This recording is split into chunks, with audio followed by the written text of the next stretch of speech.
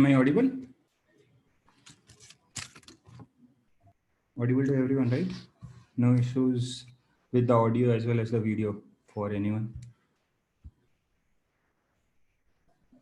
All right, I guess we are good to start. I guess we have a couple of new folks today. Is Irfan is a new one, right? Irfan, are you there? Hi, Irfan. Uh, Yep, I'm here. And I guess there was one more, Prakhar. I don't think he has joined, or you are joined. Hi, Prakhar.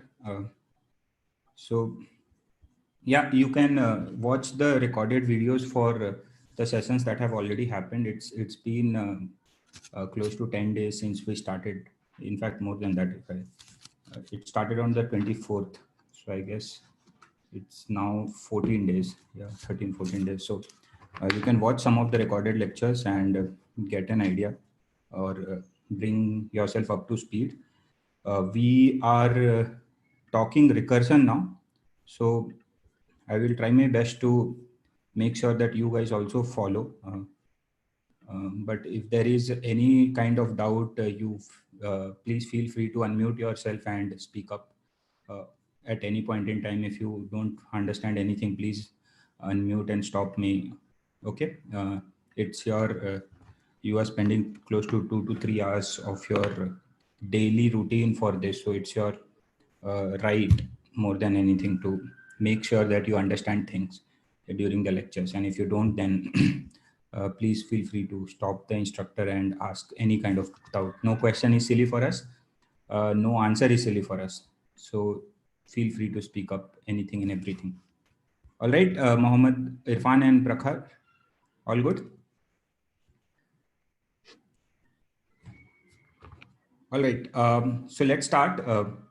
We have been talking about recursion so far, and we have actually covered quite a lot of material in recursion, but let's see if you guys will be able to cope up with this.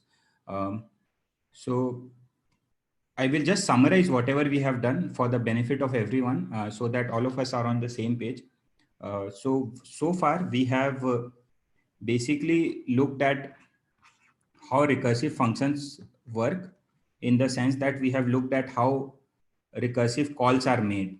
So how in terms of the stack, how the stack rolling and unrolling happens, as well as where does the data go, where is the return, where does the return control return after the function is executed, and so on and so forth.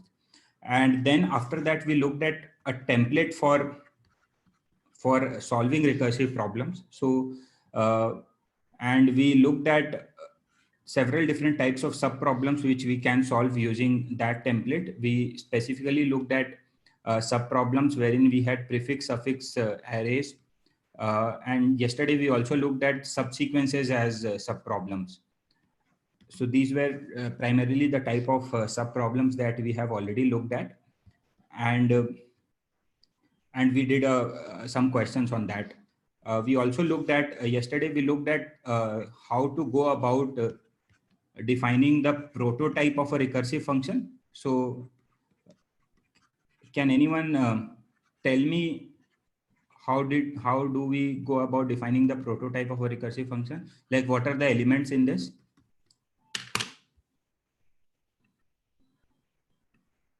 Do you understand the question? My question is what are the like the key elements in the argument or in the prototype of any recursive function? What all things do you have to keep in mind? So we have the parameters for the subproblem, and then the contribution of the current state.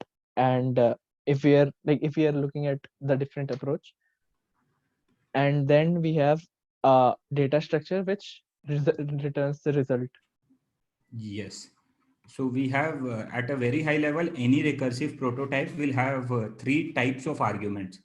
The first set of arguments will correspond to the parameters for the subproblem that we have formulated. So, and we looked at two types of subproblems and how they are represented. Prefix and suffix subarrays are typically represented by an array and a start or an end index. Subsequences are typically represented by an array and a Boolean visited array with zeros and ones. So th- these will go into the parameters for the sub problem. Then there is, if you are looking for a bottom up for a top down approach wherein we are passing the contribution of every recursive step, and eventually in the base case, if we want to return the result, then we have an additional argument or additional set of arguments for passing down the contribution of this particular step. And finally, for questions wherein the return value is not a primitive data type, let's say it's a large, it occupies a large amount of memory. For instance, if it's an array or a 2D vector, then we also went about saying that we would want to return this value implicitly instead of having an explicit return type uh, from the function prototype. So in these cases, our function will be typically void. So these are basically the three types of arguments that will go in any recursive function. This part, anybody has any doubts with respect to this? Do you have some feeling now, some intuition after, like, did you go back and give it some thought?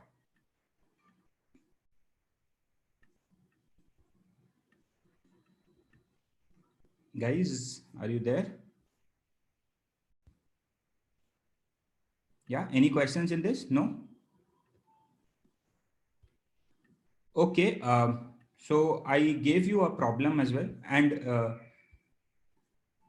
so these are basically the three things that we have covered so far.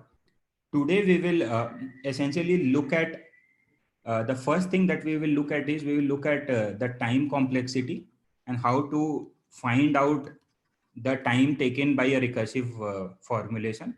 That's the first thing. And then the second thing, we will look at other types of sub problems that can potentially arise, other types of decisions and sub problems that can potentially arise. So this is the agenda for today. So let's begin by looking at revisiting all the questions that we have done so far. So what was the first question that we did? Can anyone recall? Combination sum, sir. Combination sum. So what was the question? Find the subset which adds to a particular target. Okay, so you have an array or a set of numbers that are given to you, and you have to find or enumerate all possible subsets which sum to this particular sum, or let's say this is target, right? And we saw three flavors of this. So what were the three flavors that we saw? We looked at three cases. One in which the array does not have duplicates.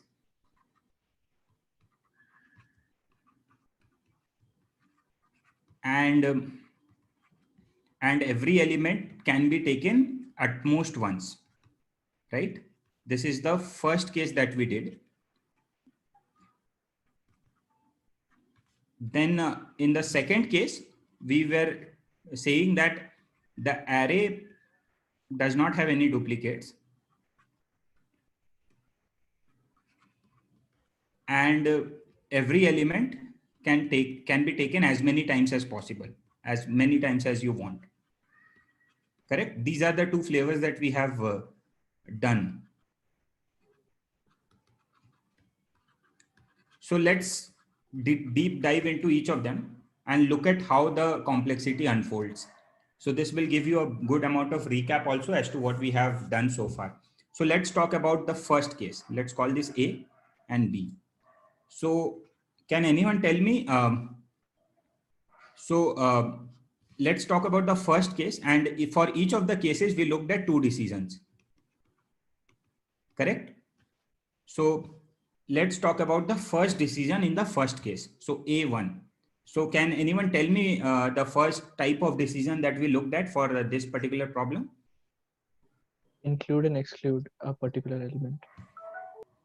So the decision was that I look at the eventual subset and I can choose to include or exclude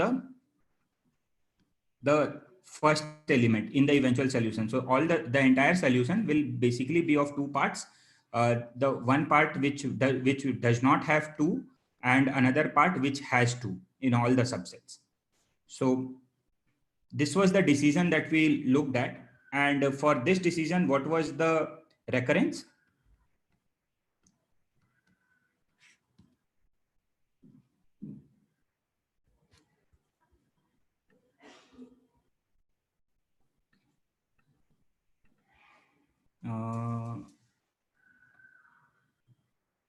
Dominic, what was the recurrence for this?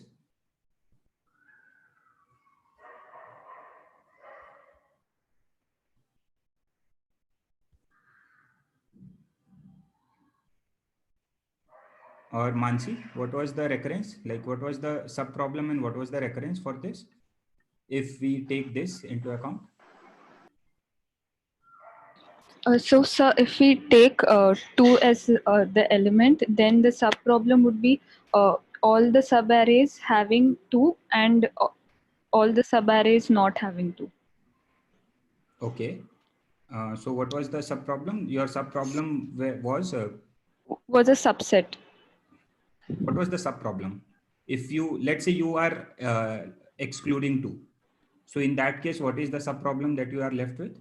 The sub-problem is to find the 1 and the sum. Target. Yeah. Correct.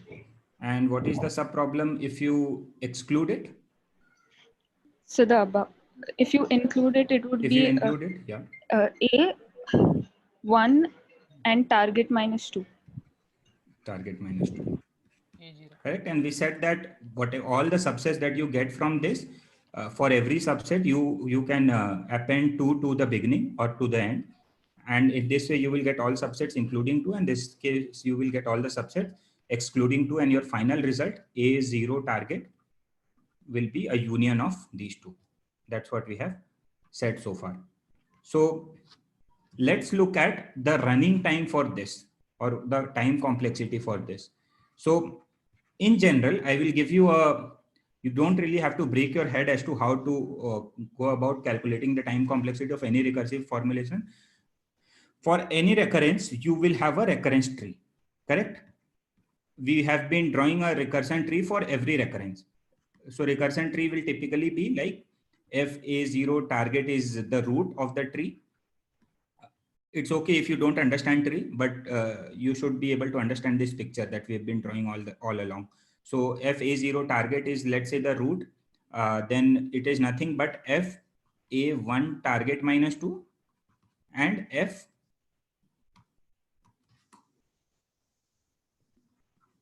A1 target minus 2, correct? These two. And this can, you can similarly unbranch, branch each of these and keep going on.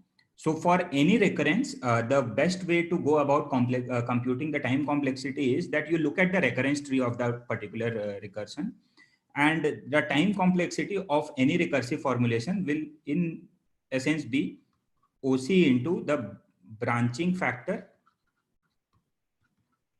to the power maximum length of path. So what I mean by this is, so this is the general time complexity of any recurrence relation. So what we mean by this is, branching factor is basically at every step, how many how many times you are dividing your problem. So here you are dividing your problem into 2 sub problems at every step, right?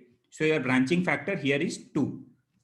Maximum length of path is basically the length of the longest path starting from this root to a leaf as in to the base case, to one of the base cases.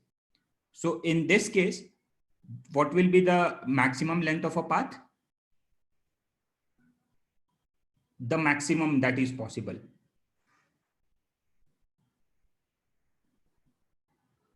Will it be n?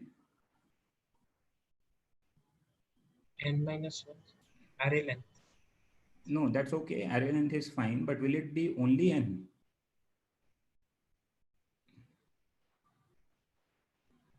It won't it be n plus target?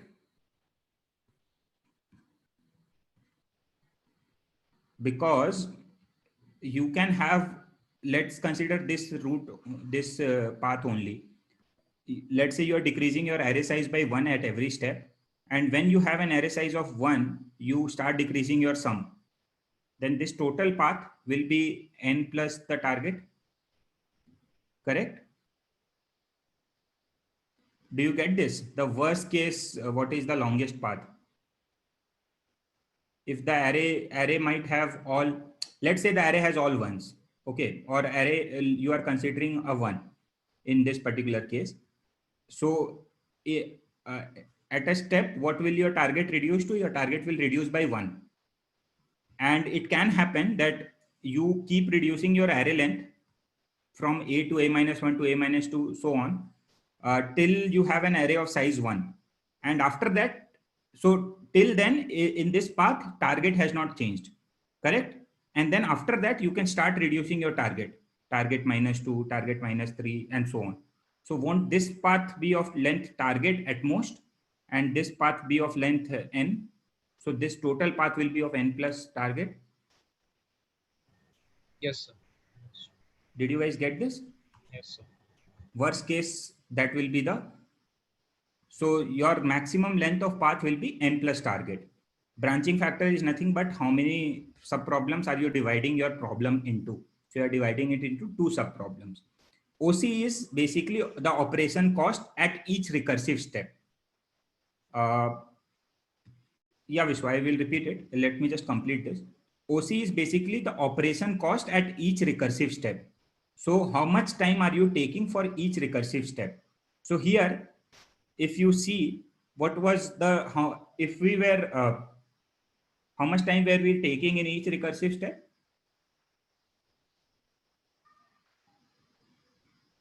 No, Savio, I'm not saying where the element, here we can take an element only once.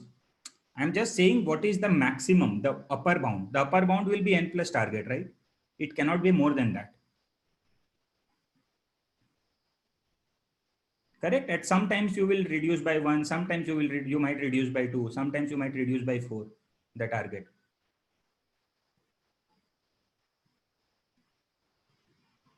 Right, Savio?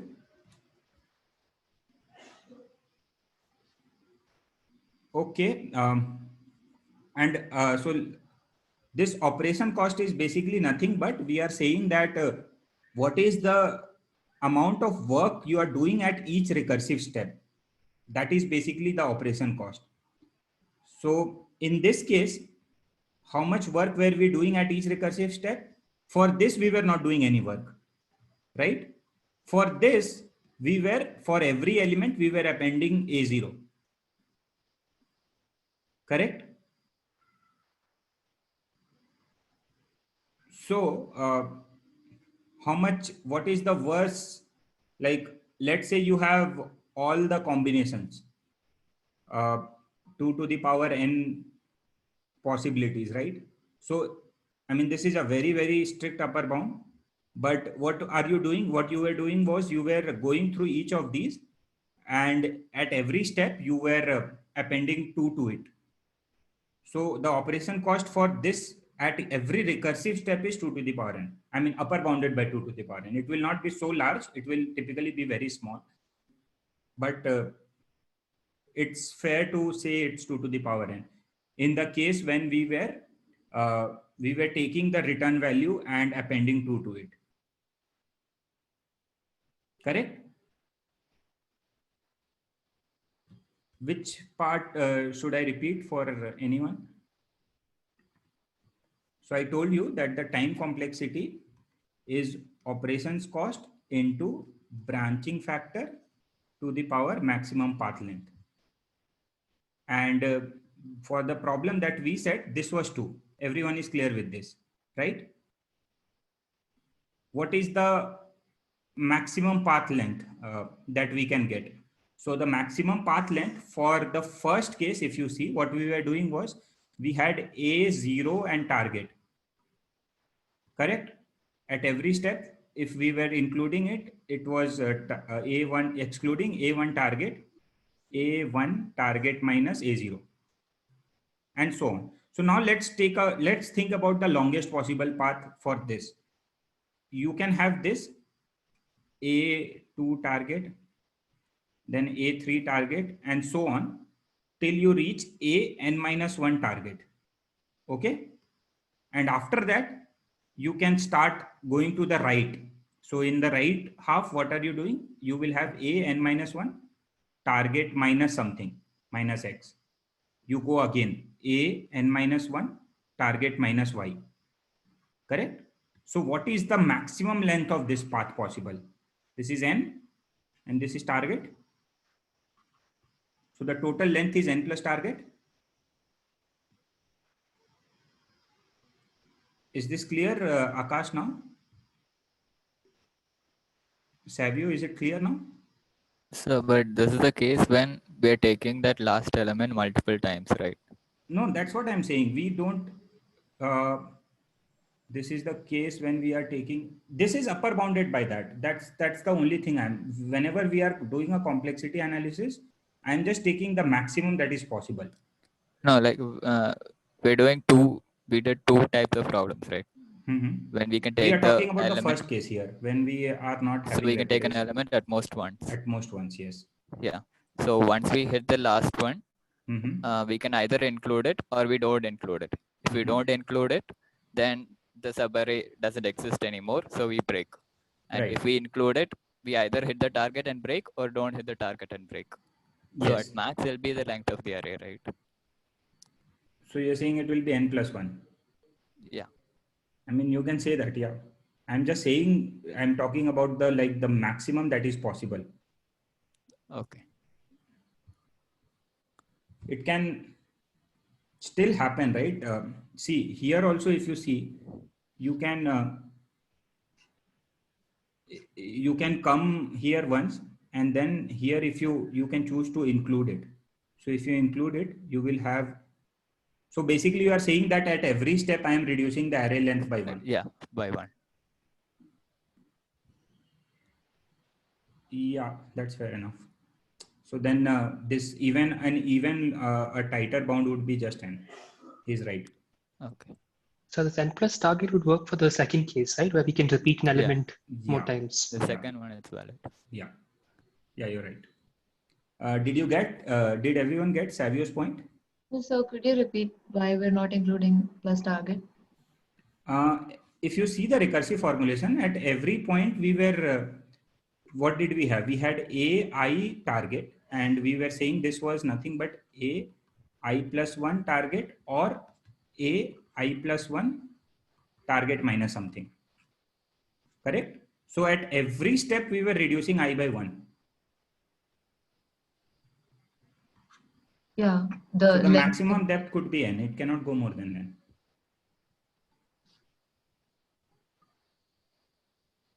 Correct?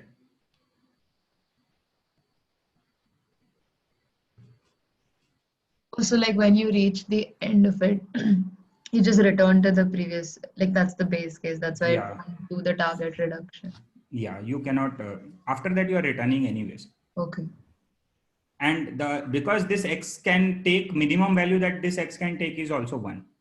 Otherwise we would have written max of n comma target.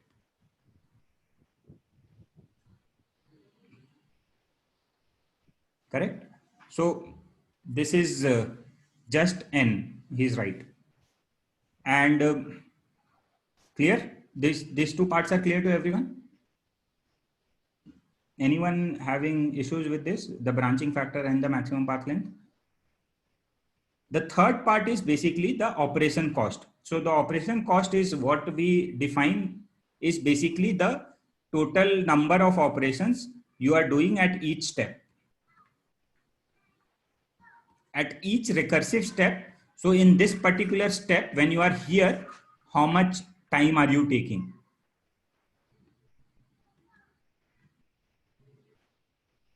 So if you look at the case wherein we were passing down the contribution, if you remember the implementation of that, what were we doing? We were just calling for this f, let's say this, we were calling for f a I plus 1t,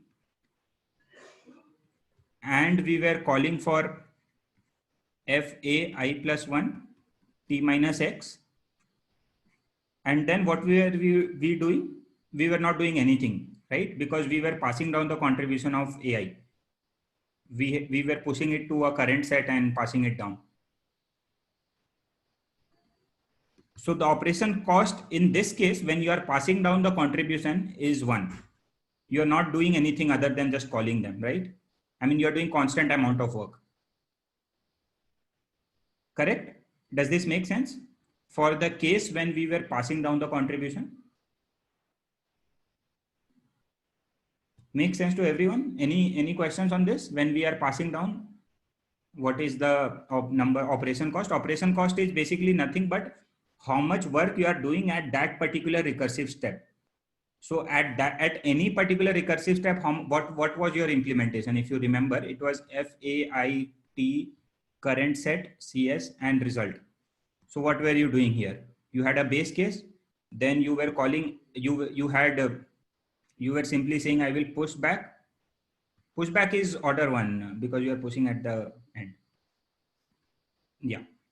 So you were pushing something, then you were calling FAI plus 1 TCS result. Before this, you were excluding. So when you were excluding, you had said PAI plus 1.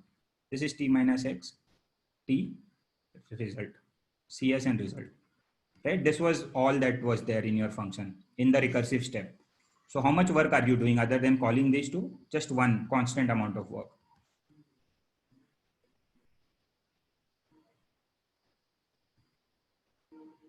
Correct?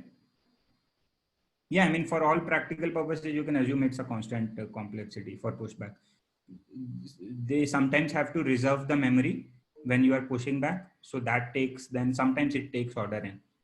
So so what happens is when you allocate an array, the compiler C++, when you allocate a vector, it gives some space by default. Even if you have allocated an empty vector, it gives some space. And as long as you are pushing back in this, it is constant time. It just keeps adding elements. Then once this quota is exhausted, what happens is at some point it doubles this reserve. And so that takes some order n time. And then again, you keep pushing back its constant time. So that's how internally it works. But for your all practical purposes, pushback is just constant time.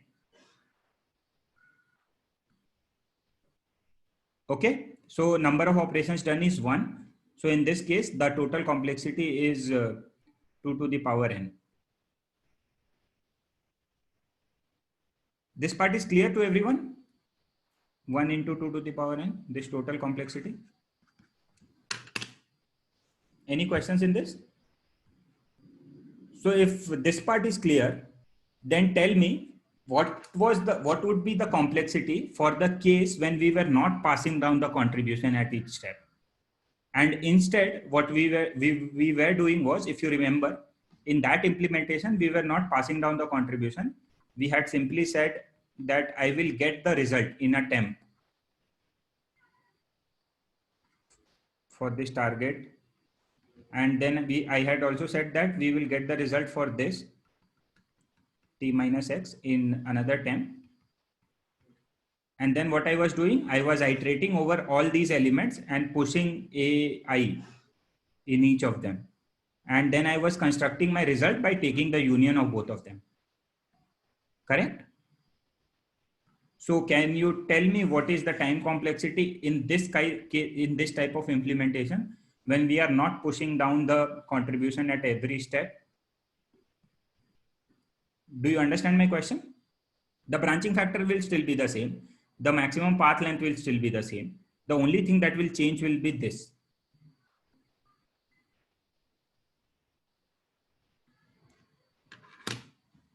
Correct? So what is the complexity? Any ideas? So is the operation cost like we calculate it in like O of something notation, like in terms of that? Yeah, this will be an order notation. I mean the upper bound basically. So if it's just like any constant, again, we just say O of 1 for the operation. No, this is not. Why do you say it's O of 1? No, not for this. I'm saying if it's just like some. Yeah, if it is some finite number of work operations you are doing, let's say 3 steps or 4 steps, then it's all order 1 because it's 3 or 4 is very, very less compared to n when we are talking about large inputs, right? Okay. So we generally say that it is upper bounded by 1. Okay.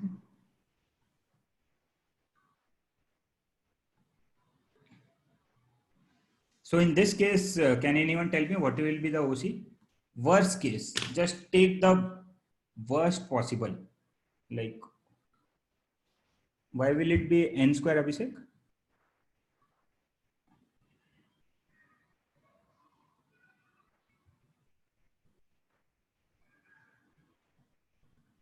Just the worst possible. Like, it will be much, much less than that.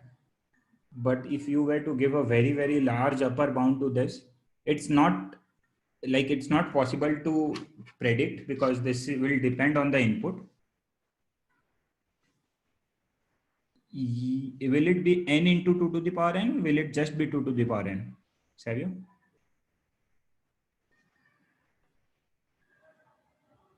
Because Why is at it n? each Why point, are you at each point we're getting those two subarrays, then we are creating the union. So yeah. we'll take all the elements in either of them and add to a vector. Yes. So that'll So take total order of possible the sum of. total possible elements from the two will be 2 to the power n, right? Maximum.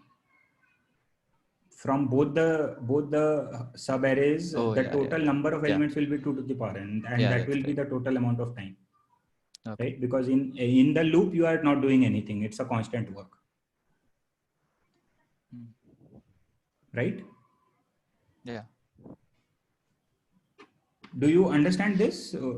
This will be maximum 2 to the power n. Very, very high quantity. Like it will never be, it will, in practical, it will be much, much less than this. But I'm just talking about just if you were to make an estimate, what is the worst possible operation cost that you could get? So what is the worst possible operation cost? What are the operations that are costing me here?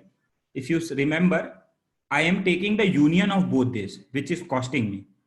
Why? Because when I'm taking the union, I'm going through each of these subsets and going through each of these subsets and then appending them to my result array.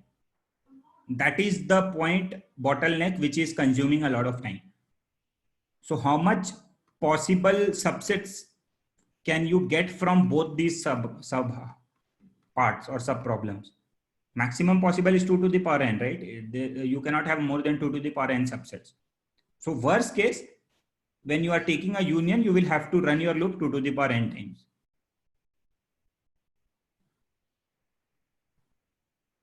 Right? People who followed, can you act? People who don't, can you act? Both, either ways. Everyone understands this? So this is, so I mean, for that implementation, worst case, you can say it is 2 to the power n into 2 to the power n, which is 2 to the power n plus 1. Sai, you will have to look at the implementation that we did yesterday or day before yesterday. What were we doing in the implementation? We had a temp where we were calling f a I plus 1 t, and then we had a temp 2 where we were calling f a I plus 1 t minus x. And then what we were doing was we had a result. What we were doing was we were going over all the elements of temp and pushing it to result. And we were going over all the elements of temp2 and pushing it to the result.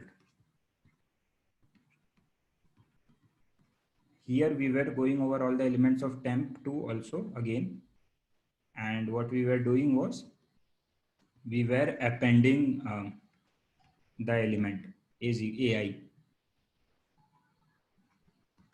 So these were the 3 loops. If you go back and check, or maybe we might have clubbed this and this together.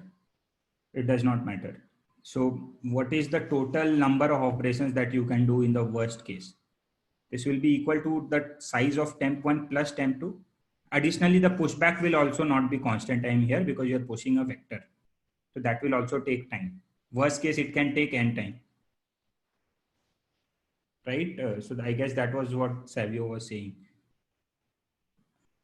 Right, Savio? So total time, if you see, what will be the total time? At every step, you are doing n work of pushing back a 1D vector. N work maximum. Let's say the vector that you are getting is of size n. And how many such work you are doing? You are doing temp plus temp2 work. Correct? So at every step, you are doing n work. And how many times are you doing it? You are doing it temp plus temp2 times. So temp plus temp2, what is the maximum value for temp plus temp2 that can happen? 2 to the power n. Why? Because temp and temp2 are nothing but subsets. So total number of subsets for all the arrays will be 2 to the power n. You cannot get anything more than that. So you will have temp plus temp2 as 2 to the power n, upper bounded by 2 to the power n, and every time you are doing a n work. So what is the total work? Order of n into 2 to the power n. So this was the OC for that implementation. Sai, do you follow now? Yeah, I mean, it's a very, very large quantity. It will never be that. But yeah, if you were to make a very rough estimate or a guess, this would be it. Let's talk about the second case then quickly. The case when we were, so this was with the first decision. Okay, let's talk about the same question.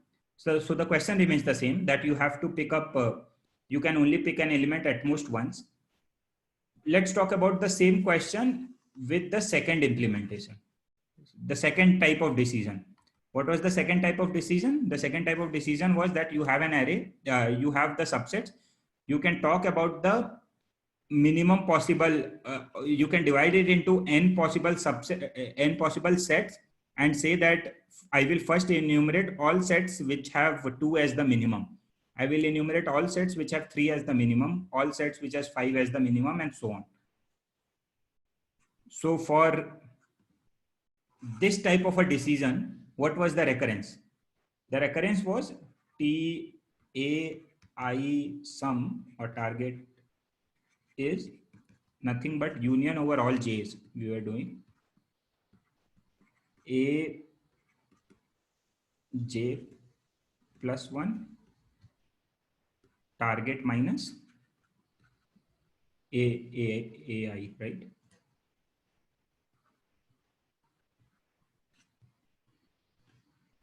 So for this, let's think about what will be the time complexity. What will be the branching factor for this?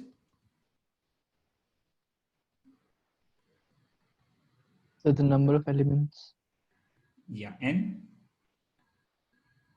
If you draw the tree, you will understand.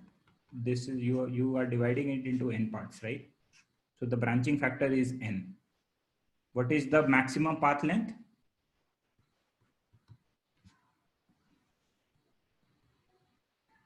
The same argument, n you can have, correct? And what is the OC? Let's talk about, now we will only consider the case when we are passing down the contribution. So when, let's say you were passing down the contribution at every step, what is the operation cost then total?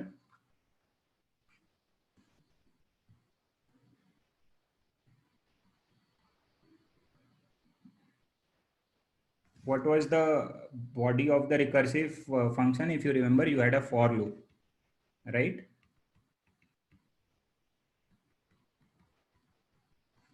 And in the for loop, what were you doing? You were just calling it. This was the total recursive step.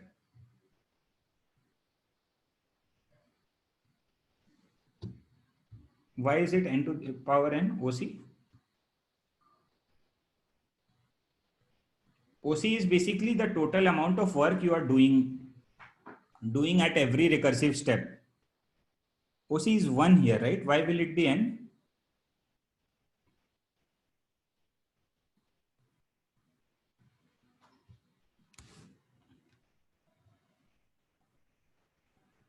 Right? You are just calling this function n times. That's it. That's the only thing you are doing in the recursive step, nothing else. So at every node, what is the total amount of work you are doing? You are just calling it n times. That's it. That's the only work you are doing. So OC is 1 here. So the total complexity is n to the power n. right? Does everyone understand this? Can I have some acknowledgements now at this point? Do you understand the time complexity, the formula, as well as how to go about putting in the values? Any questions? Where multiple occurrences are possible, right? Like multiple times. Yeah, let's come to that now after this. Okay, so this is just the previous one, but with this bucket wala decision.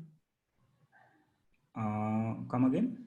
As in, this is just the previous problem where you can't have one number occurring multiple times and you're doing the different decision. Yeah, we are doing the second type of decision. Okay.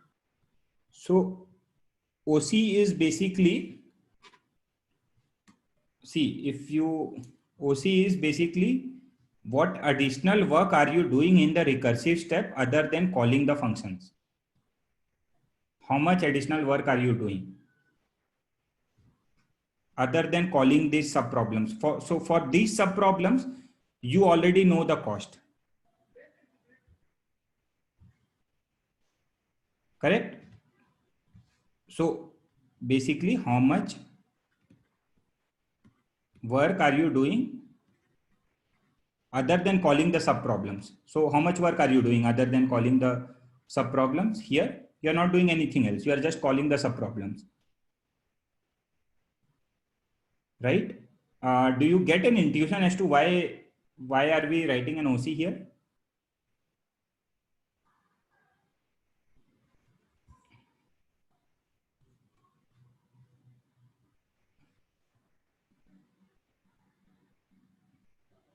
So basically what we are saying here is that, see, we are saying that you call something n times.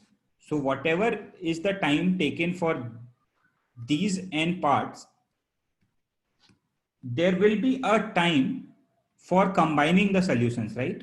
Which you will do after the recursive step. I mean, in this case, we are not combining the solutions because we are just passing down the contribution at every step. So our operations cost here basically, think about a particular situation. When you are at a particular situation, what all tasks are you doing? What are the tasks that you could do when you have any recursive step?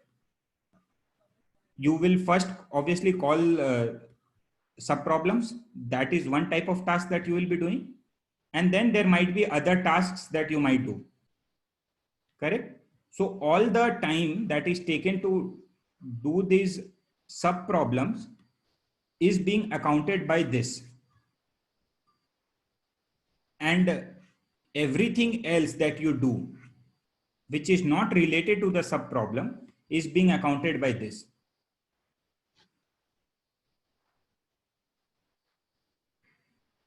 So here, other than calling the subproblems, what are you doing?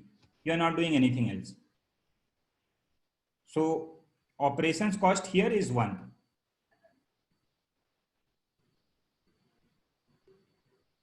And for this part, I have already taken into account through this branching factor to the power maximum path length.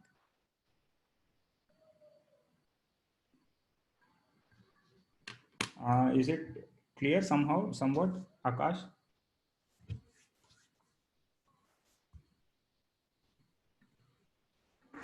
Okay, so then let's move on to the next question.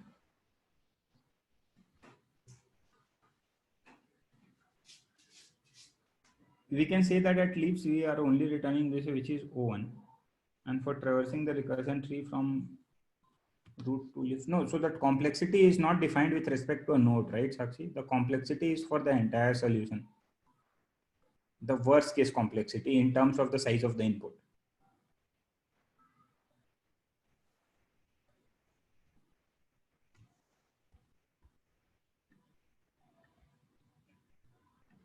So how did, see, I will tell you some intuition also as to how did this come about. Think about this. You have a node, you are branching it, let's say 2 times. Let's take a simpler case. You have a node and you are branching it 2 times at every step. So let's say you have do this for a height of h. So how many nodes have you enumerated in all?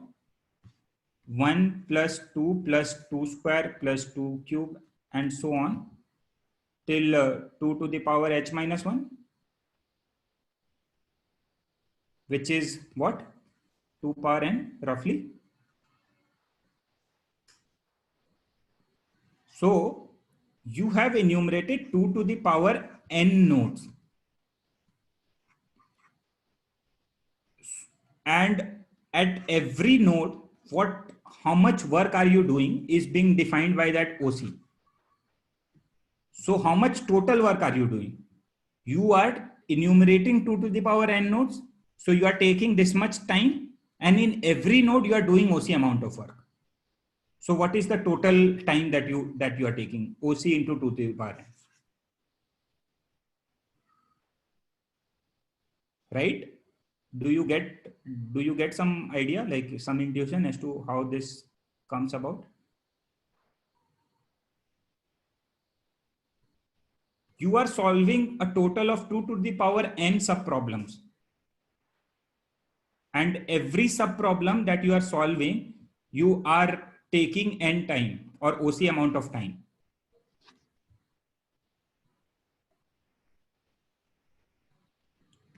So the total time that you are taking is OC into 2 to the power n. So you can generalize this. If the branching factor is more than 2, it is k, then it will be k to the power n, where n is the maximum path length.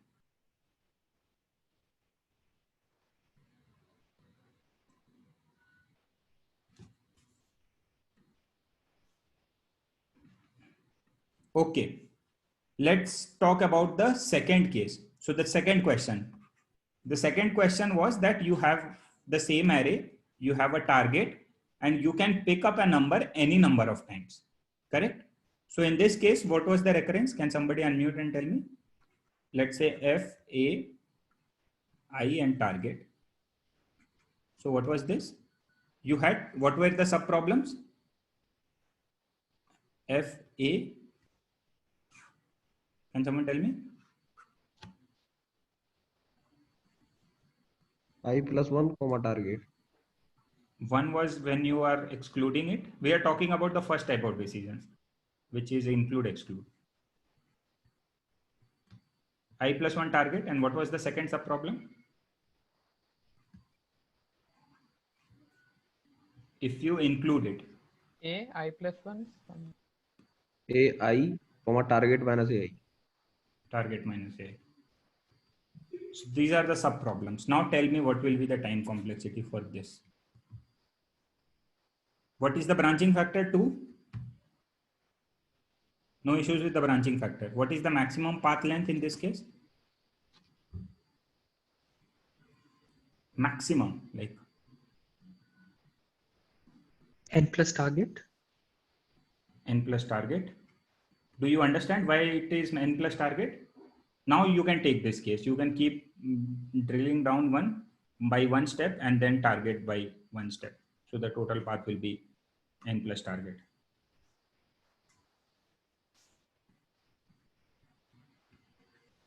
And what was your OC?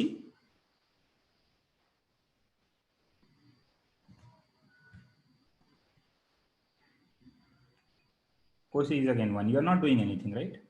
You are just calling these two. That's it. You are not doing anything else other than calling these two. For each of these, let's say after you had called, let's say you had a for loop of n, then OC would have been n. Correct? So the total complexity is 2 to the power n plus target. Let's talk about the same question with the second type of decision, which was basically that you can choose to, basically you are doing the bucketing thing. You are enumerating all subsets with the beginning, first element as the minimum, second element as the minimum, third element as the minimum, and so on. So what was your F? Your recurrence was FAI target is nothing but you had taken a union with, let's say I is the minimum. So you were saying FA j, where j goes from 0 to n, t minus x, right? So what is the branching factor in this case?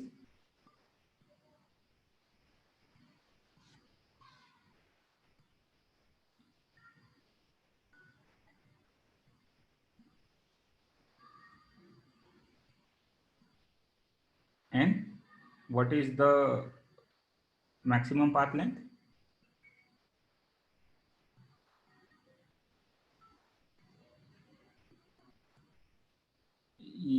Will it be n or will it be n plus target?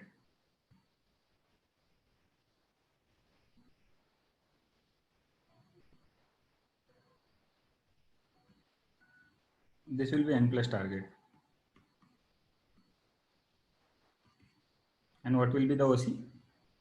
OC is again 1, you are not doing anything. So this is the total complexity for this. We did one more question. Let's quickly do the analysis. Same reasoning, Akash. What are you doing? You are, let's say you consider the case when you are enumerating all subsets with this as the minimum.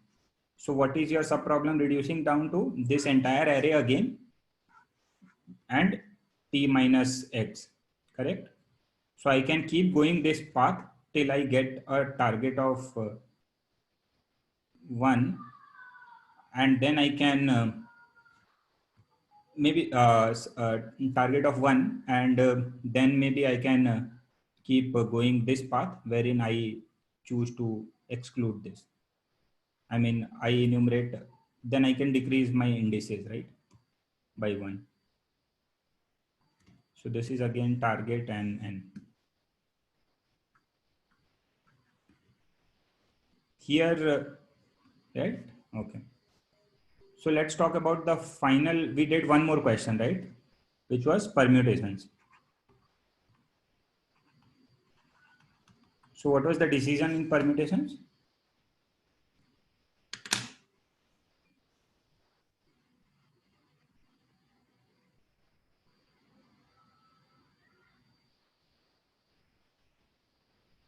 Yeah, so we were dividing it into n cases, n buckets. We are saying we will enumerate all permutations beginning with A0, then beginning with A1, beginning with A2, and so on. So this was what we were saying. Yeah. So here, what was our FA visited? You were just marking it as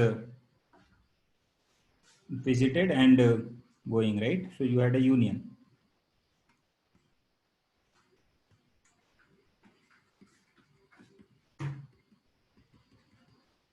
A visited union AJ.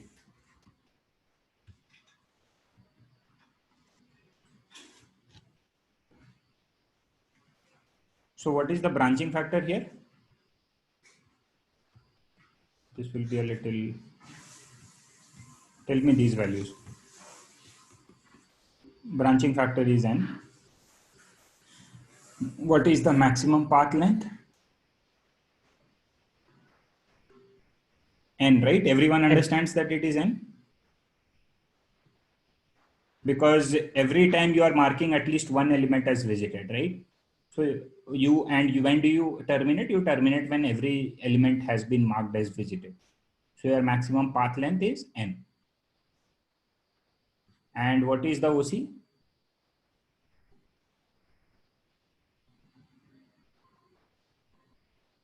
When we were passing down the contribution, what was the formulation? We had a for loop. In the for loop, we were just doing a current pushback, and we were marking visited as true. Then we were calling the subproblem, and then we were copying it and visited as false. This is all we were doing, right? So what is the work that you are doing at every step other than calling the subproblem? These are all constant work, right? So OC is 1 roughly. So you can, so the here the complexity is n to the power n.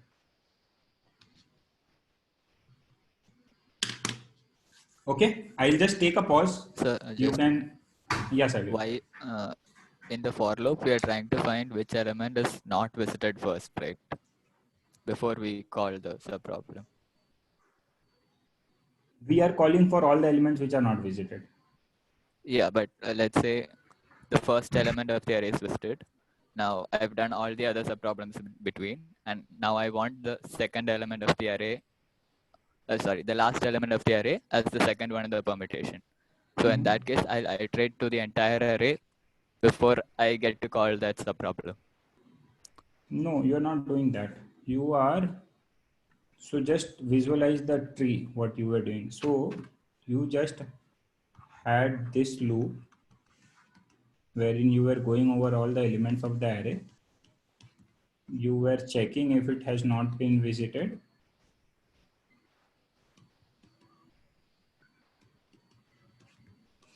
Then you were marking it as visited, pushing the to current set, then calling the subproblem, marking it as false, and popping it. That's all you were doing here. This was the entire recursive step. Okay. Yeah. So here, basically in this question, the branching factor is not constant. At every step, your branching factor is different. Here you are branching n times. Here you will be branching n minus 1 times. Correct? Here you will be branching n minus 2 times. Do you see this tree that the branching factor is not constant? Because here you will only have n minus 1 unvisited elements. So you will be calling this for only n minus 1 unvisited ones. Here you have n minus 2 unvisited ones.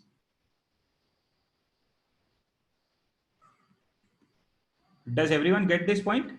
That the branching factor is not the same for all the branches, for all the nodes? But we are interested in order complexity, so we just say that maximum. Let's say it was n at every step. How many nodes would you have enumerated in all if it was n at every step? N to the power n. So we are just saying that it is upper bounded by this, the complexity. Correct? There is no work. Basically, if you are getting confused with OC, just think about it as the extra work you do other than solving the problem for those sub problems. So when you are writing a TN, if you remember, you used to write your TN in terms of sub problems and another factor, which was nothing but your extra amount of work that you were doing after you had solved the sub problems. This is roughly an indication of OC. And this is basically totally enclosed or encapsulated in the formula branching factor to the power maximum path length. So this is basically every step you are doing and if you are doing, so then you are doing total n into this n to the power n. If you were doing OC, if your OC was n, which here it's not, but okay. All clear till this point? Any questions on the time complexity? Will you be able to write down the complexities of new functions if you get, as and when you get them? Yeah, shall we move on? All good? Let's move on. So in that previous OC one, I still have doubts. Like in this case, I have to do some work before I get to the subproblem, right? In some subproblems, I'll have to do in some cases up to n work before I get to call the recursive call, basically. In the previous question, in the previous slides you were just showing, not the previous question, the one you were just showing. Yeah, why do you say that? Because like before we call the subproblem, we're just checking if that's visited or not, right? So yes. let's say I had an array 1, 2, 3, And now I've iterated, I found all the permutations which start with 1 and start with 2. Start with 1 followed by 2. And now I need to find the one for 3. So to get there, I'll have to iterate up to that point, right? That is you are doing here, right? You're not iterating specially for that.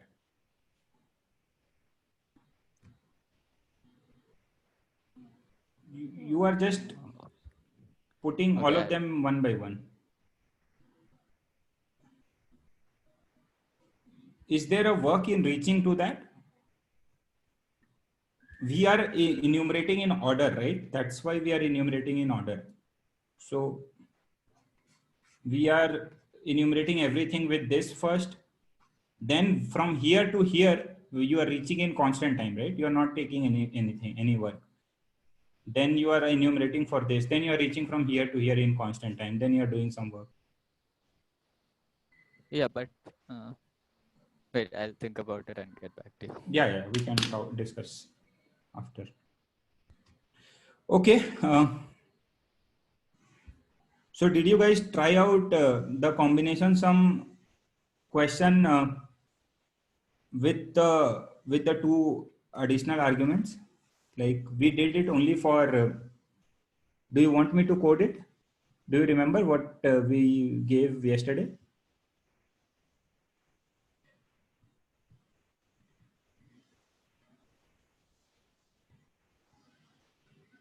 We were talking about so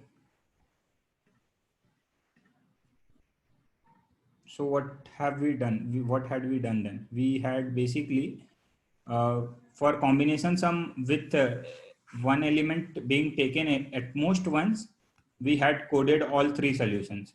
What were the solutions? One was with only the arguments, the first type of arguments. The second was with both the two types of arguments, and third was with all the three types of arguments. Correct? Then the other question that we were discussing was where every element can be taken as many times as you want.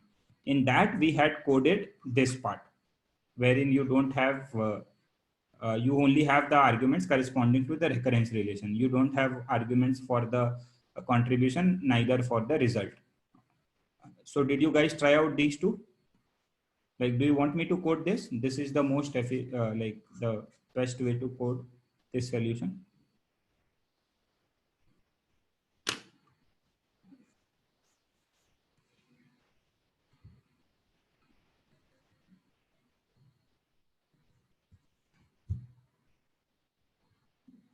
These were all with the same decision that we're taking. We were taking include, exclude, right?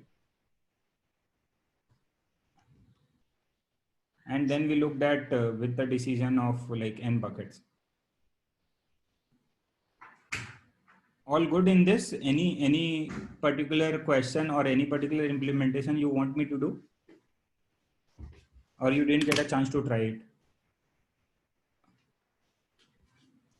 Shall we move on to a fresh question today?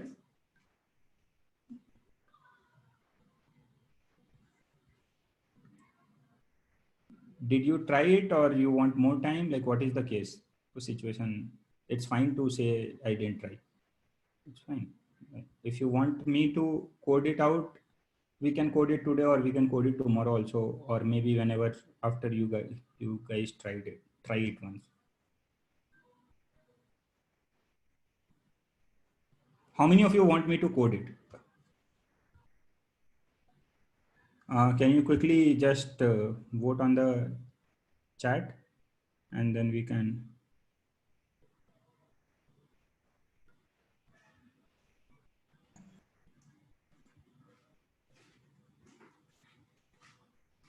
Okay, let's do it because it's even. Let's do it this way. We can code in the later half of the session. Okay, after the class. So people who want to see the code can go ahead and stay back. Okay, let's do a fresh question now. This is the question. Go through it. I think this I had pasted in the resources also.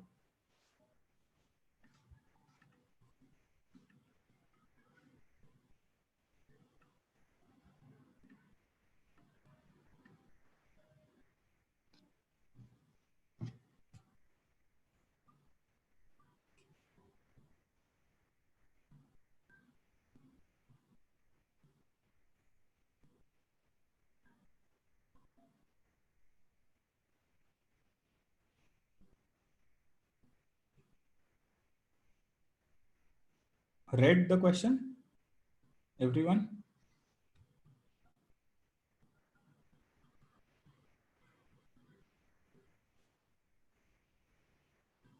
Any ideas? So let's do the template thing again so that it like sticks to your head. The more and more we do it, the more clarity you will have on it. So I will tell you the question. The question is that you have an array of characters. Okay, you have some characters in the array. What you have to do is you have to find out all possible ways to partition this array into halves, into parts, such that each part is a palindrome. Do you understand palindromes?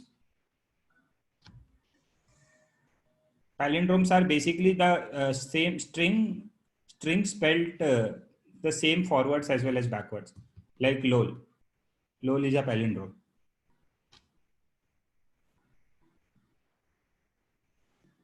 Okay, ye is also a palindrome if someone's happy. These are palindromes. So our task is to find out all possible partitions. Yeah, madam is also a palindrome. Anyone's name is a palindrome here? No.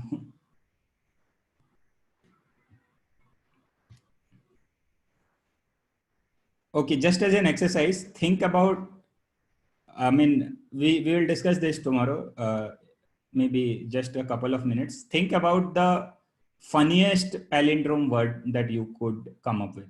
Let's take that and just see like what all do you come up with. Okay, the funniest palindrome word that you know or you can think of.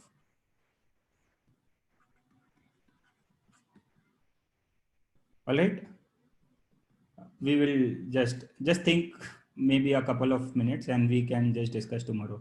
It will be fun. Let's see what you guys come up with.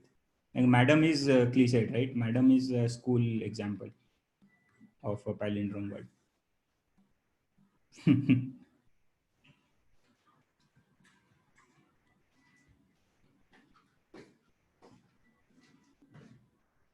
Borrow or rob, that is palindrome, yes, but there are, yeah, it's okay. It's not a word, it's a phrase actually, a palindromic phrase if you exclude the spaces.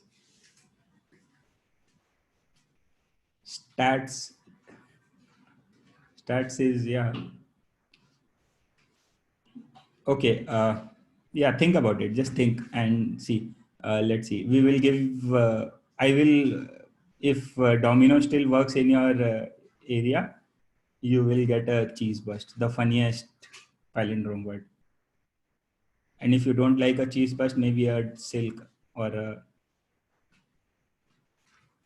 okay.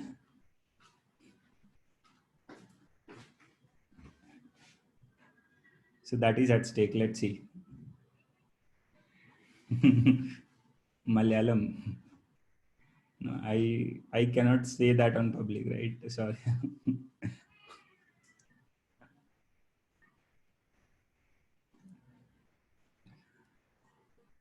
Wow is also a palindrome, yes.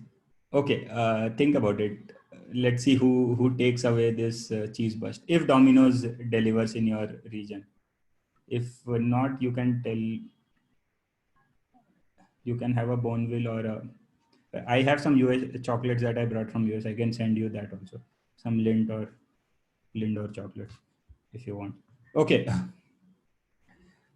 So coming back to the question here, what we have to do is we have to, so for instance, this will be one possible partition, correct?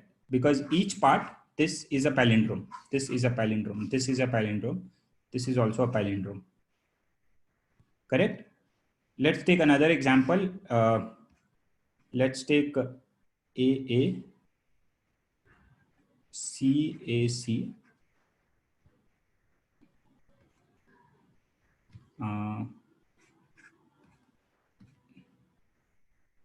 let's take this BBB.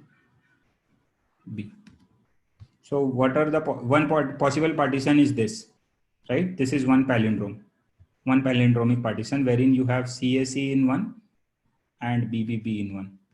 Another possible palindromic partitioning could be CAC BBB, correct? This partition. Another one could be CAC BBB, this partition. These are all palindromic partitions. Yeah, every letter on its own also counts. So you have to find out all possible palindromic partitions of this, and you have to return a 2D vector of this type, wherein every vector is nothing but of this type. This is the question. So let's apply the template. This is an easier template. This is not a very hard, this is an easier decision relatively compared to the subsets or combinations that we've been doing. So what kind of decision can you think of? The first thing in any recursive formulation, look at the problem. What is the problem? The problem tells you have an array. That's it. You just have an array. Let's talk about the decision. Decision is the crucial thing in any recursive formulation. So what kind of decision can you make?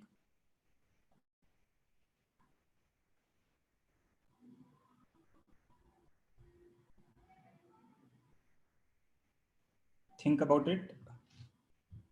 So I told you, whenever you have to make a decision, you have to look at the solution. Look at the structure of the solution, of the eventual solution, and find some pattern or find some way of splitting the solution.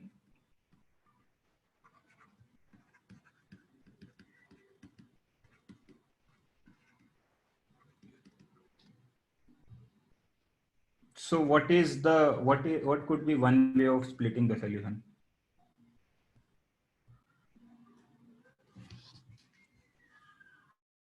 If I can add to the last partition, there will be two solutions. Split first element apart. What does that mean, Karan?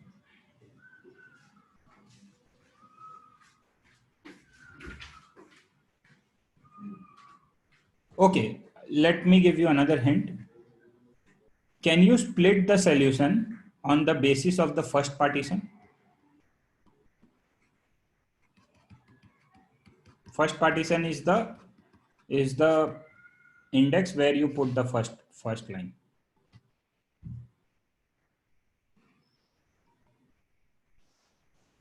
Think.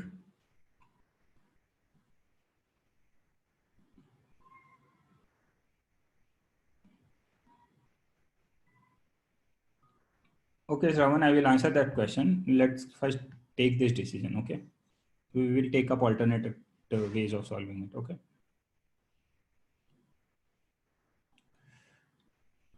Anyone? So can you do it based on, like, if the first were like within a subset, if the first thing is only one letter, or like it's 2 letters or it's 3 letters, and then for each of those, like, you continue like that, like for each category. For each category, as in like one category is like the first step that you take, the first set of branches that you take, that is like the first element within the subset is a 1-letter element or a 2-letter element or a 3-letter element. Yes. So that's basically split on the basis of first partition. What you are saying, you are actually like right in the same direction as. So what she's saying is, and even Rishabh and a couple of you also said is, think about the solution. Can I say that there will be some solutions with this as the first partition? There will be another set of solutions with this as the first partition. There will be another set of solutions with this as the first partition. Another set of solutions with this as the first partition. And so on. Correct? So in a way, I'm saying that the first line that I'm drawing, I can draw it here, I can draw it here, I can draw it here, I can draw it here, and so on. So if I draw it here, I am basically enumerating all palindromic partitions with this as the first partition. if I draw a line here, I am enumerating all palindromic partitions with this as the first partition and so on. So that could be one of the decisions, right? Do you understand the decision? How many of you don't understand the decision? We will come to the sub problem, Abhishek. You will tell me what is the sub problem. But first thing, do you understand the decision? Everyone, I guess most of you were able to think also. Sakshi, do you understand the decision? Or are you still thinking?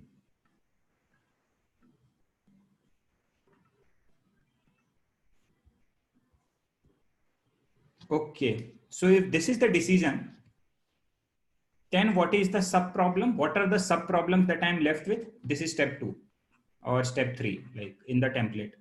We have a decision now. So what was the decision? We said that the first partition could be here, could be here, could be here, could be here, and so on. In a way, what I'm saying is I'm splitting my final subset into n categories, where the ith category is basically consists of all partitions with array 0 to I as the first partition. That's what I am saying. So what are these sub problems then?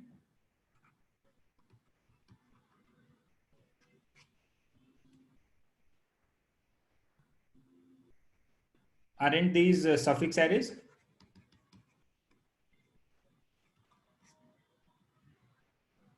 Correct. So then the problem boils down to that if this is your first partition, then you enumerate all possible palindromic partitions of this, and you are done with all possible partitions, all possible palindromic partitions where the first partition is this.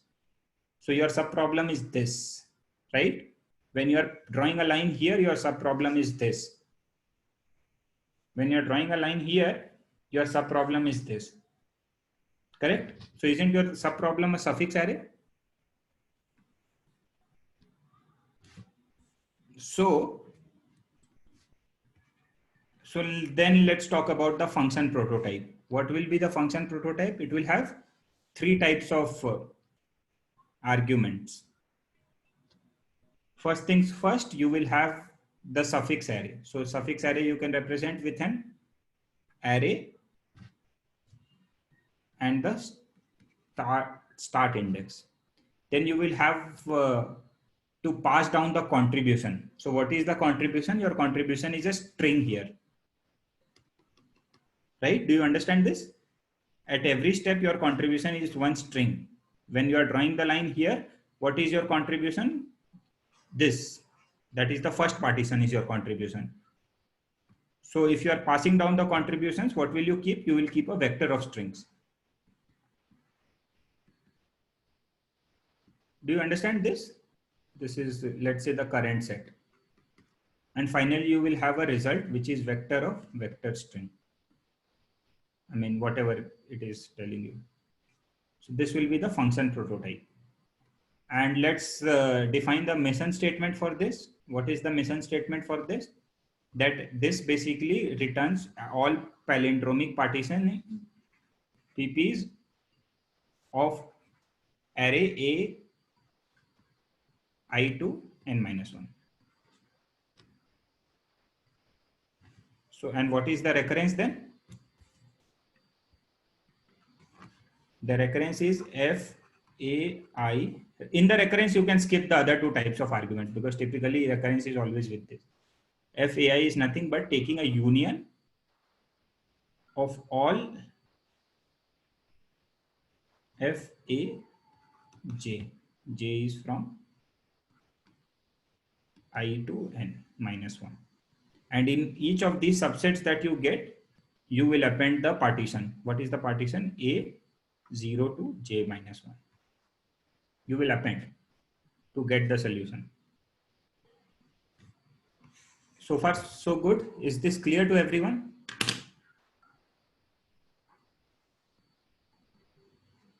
Any questions in this? Nobody has any questions. Let's code this then.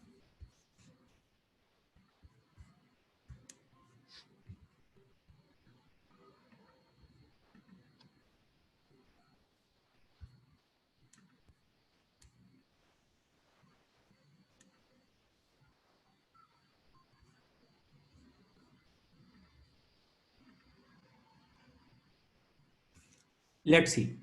Now you should also be able to code with me now. So how do you, return type is void because I am returning a non-primitive value. So I don't want to waste so much memory by returning it every time. I want an implicit return type. So let me have the explicit return type of this function as void. Then the name, I generally write partition helper or partition wrapper. You can go ahead with any name. Now let's talk about the arguments. The first set of arguments is the suffix array, which is this. What else? You will have the current set. So current set will be a vector of strings because every contribution is a string, which is the partition. The first partition that you are passing down is a string. So that is the contribution you are passing down. So what is the variable that you will use it for? You will use a vector of strings because that is the solution that you are constructing. So let's say this is current part, and finally you will have a vector of vector string result. I will not write the base cases first. We didn't do that exercise of going with the base cases, but I guess we can do it in the code itself. So let's do the recursive step first. My first partition can be from anywhere from 0 to n. So let's start from 0 and let's go up to n minus 1. I can draw lines everywhere. That could be my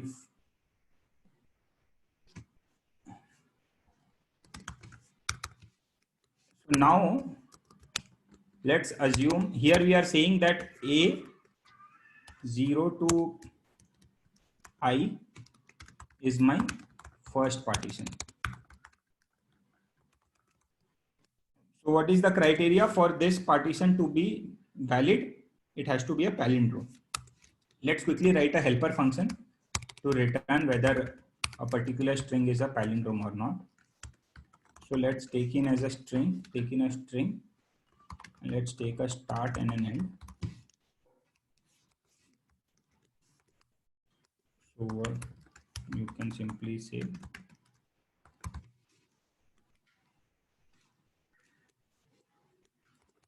multiple ways you could do this.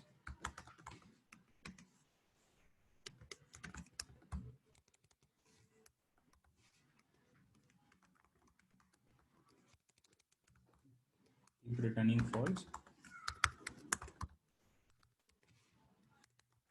Here you can return true. This is how you can check whether you have a palindrome or not. So first things first, we will check whether A0 to I is a palindrome or not. That we can check. Let's have case PN.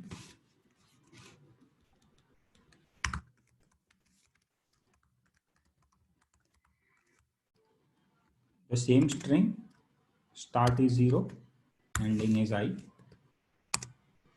Now if this is a palindrome, then I will call it recursively, correct? What are the steps?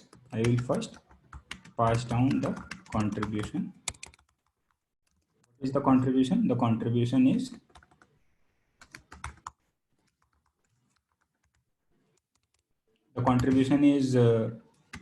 here the contribution is A0 to I. So I can push A0 to I, that particular string. How do I do that? I can do this, right?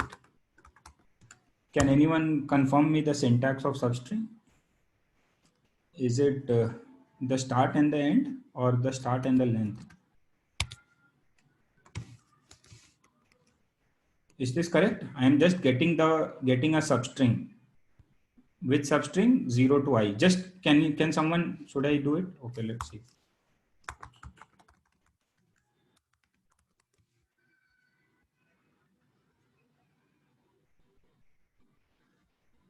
If you see, it is position and the length, and it returns a string. So I guess what I did was right. Length is I plus 1, position starting from 0. I want to generate that substring. That is the contribution, and I am passing that contribution.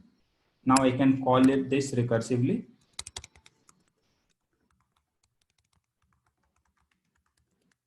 is the recursive call. Partition helper again, S. Where are we starting from now? We are starting from I plus 1 now. Current part is current part and result is result. Right? And then for the next iteration, we will undo the contribution, which is basically we will do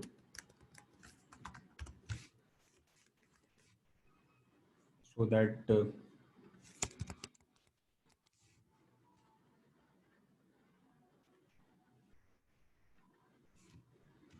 that's it. Let's talk about the base case. So what are the base cases? Now let's think about what are the variables here. What are the variables here? Start. That's it. That's the only thing that is varying. So the base case is when you reach the end. So when you reach the end, you have found a partition. So you can add that contribution.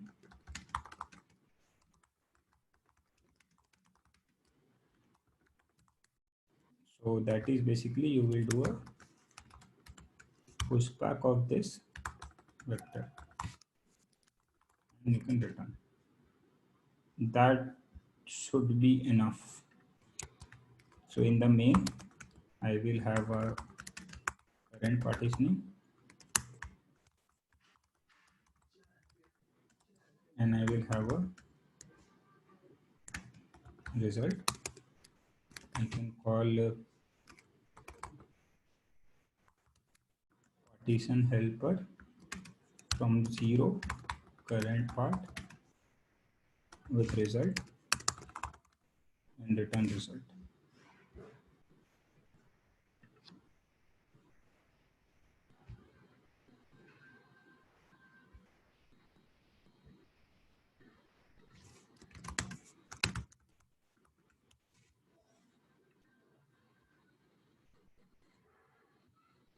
This will not be 0, this will be start.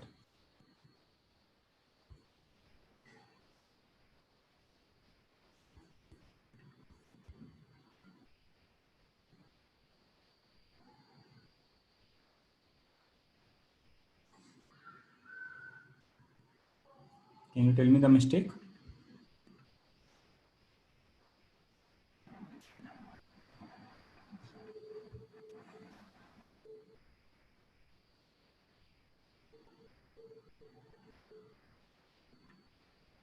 What is the mistake?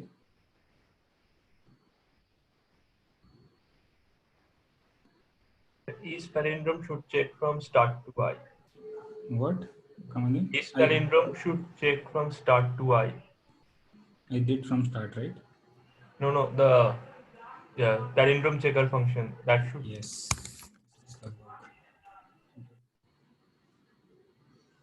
This will also be different, right?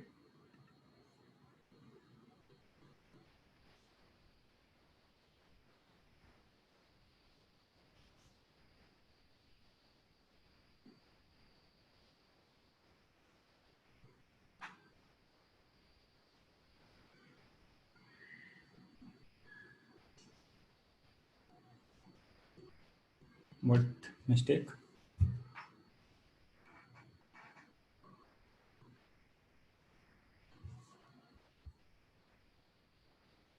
I have a start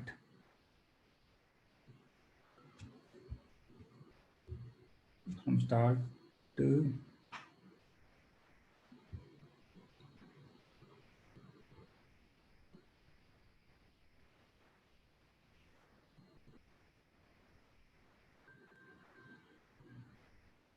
substring also starts from start. Yes. Thank you, Ankit. Now this will work.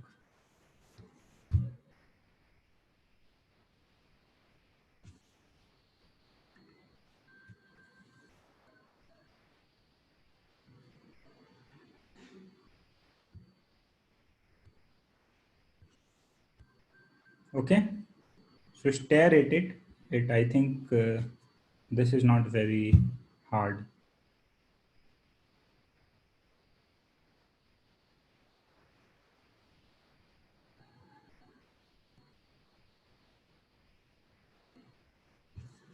Let me know once when we can move on. What will be the complexity, by the way, for this?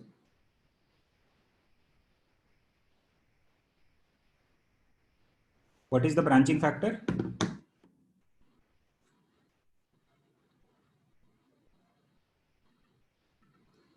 N, right? And what is the maximum path length? N. And what is the OC?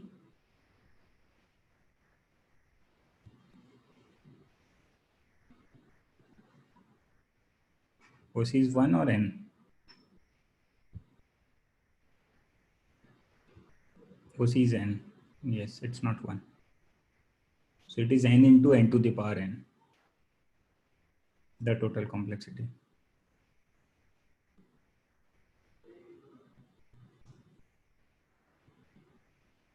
Why is that OC 1? N, because of this check is palindrome, which is not a constant time check.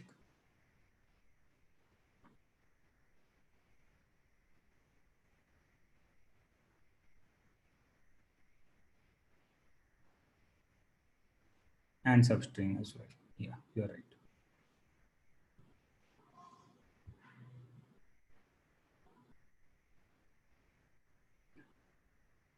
And the pushback also, if you're really going down into the details, this will also be an order n operation now, because you're pushing a string.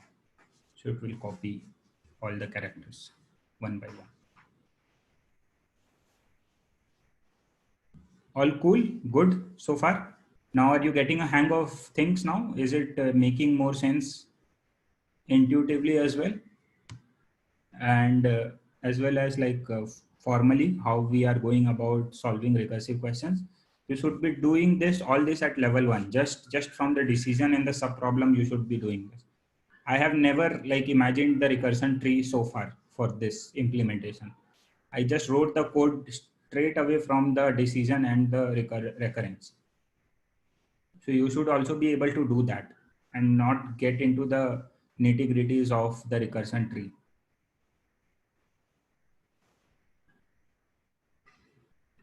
All good? Shall we move on? Any questions? Any doubts? Is there anyone who has no fucking idea what's going on? Maybe Irfan. Irfan, are you following? How is it? Prakhar, are you following? I don't know whether you are following or not, because this is, I mean, this might be like a sudden start for you. I guess Irfan might not be following. Prakhar, you were there yesterday, is it?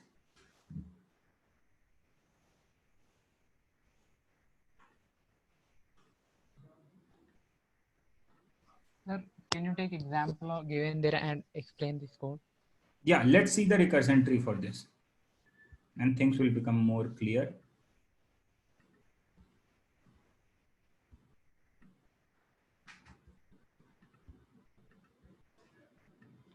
Okay, cool, Prakhar. Let's see the recursion tree for this. Let's take an example, small example, but ACA, and then let's take B. Okay, so how many possibilities? There are n ways to partition. The first, put the first partition. So if you put this as the first partition, then your current set becomes A. That's it. And your subproblem now becomes CAB. If you take AC as the partition, this branch will not exist because AC is not a palindrome. So it will never go down this path. If you take ACA as the palindrome, then your current set will contain ACA and your subproblem will be only B. If you take ACAB as the subproblem, then your current set becomes ACAB and your subproblem is an empty array. So this is your current set now. So let's go one by one. Let's come here first. For this, this is directly the base case. So you will put this into the result. So your result is a, let's say it's a global vector here. I mean, not really global. So you will put AC. This will not go down, right? Because this is not the palindrome. So it will not go down this path. So we are only left with 2. This was my mistake. It will not go down this path because this is not a palindrome ACAB. We only have 2 choices, these 2. Let's unfold this. So here, what are the choices? You can only put a partition here. There is only one choice here, which is if you put a partition at B. So if you put a partition at B, B is a palindrome, right? So what will happen is ACA and B will be in the current set and you will be left with an empty vector. And now this is the base case. So from here you will push to the result. So your result will go like this and it will return. This part is done. Let's talk about this case. Here you have 3 places where you can put the partition. So 3 branches for C, A and B. This is for A, C, A, B. So now it is for C, A, B. So if you put a partition here, then what is your current set containing? A, C, and you are left with the subproblem AB. If you put the partition here, it will be CA, the substring, which is not a palindrome, so it will not go down this path. If you put a partition here, the substring is CAB, which is not a palindrome, so it will not go down this path. So this path is left. In this path, you have 2 choices. You can put a partition here or here. Let's put a partition at A. Then you have A is a palindrome, so you will have ACA, and the subproblem will be B. If you put a partition at B, you will it will not go down because AB is not a palindrome. Here now you only have one choice. You can partition around B, in which case B is a palindrome and it will get to the current set. So now your subproblem reduces to this and an empty array. So now this is again a base case. So when it is returning, it will put it in the result. So result. Then it will return. Finally it will return. And this will be your answer.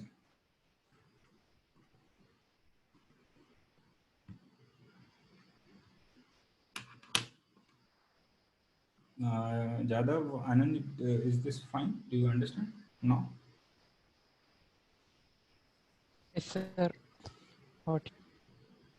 You can ask questions. Any more questions on this?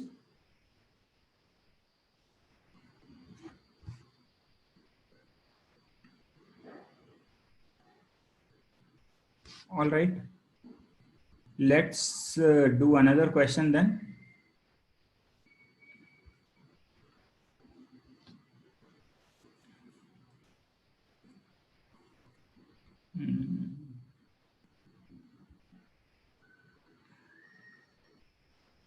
Do you want to do this? This will be tough.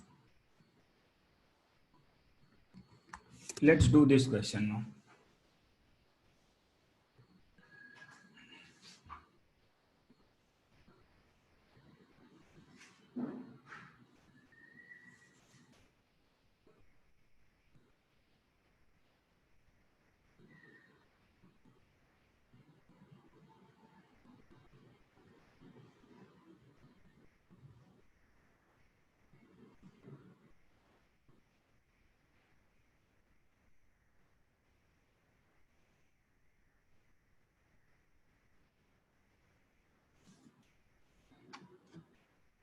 Just let me know once you have read the question.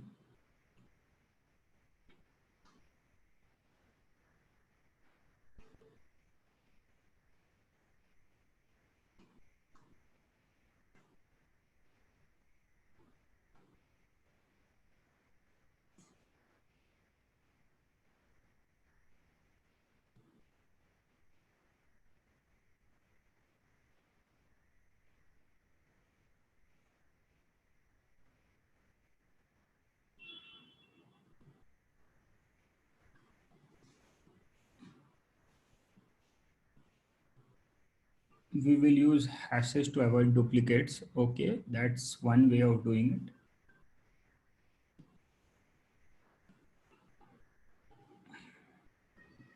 Can you do better?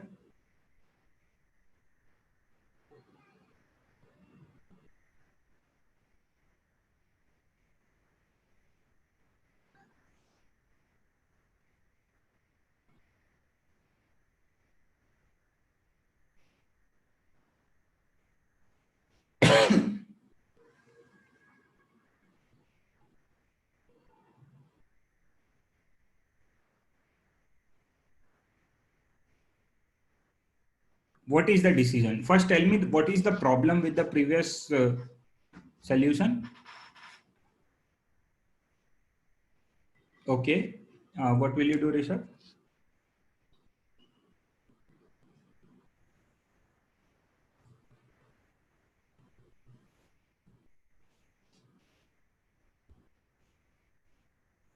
But actually, before going to the next problem, I had a different approach to the previous problem, right?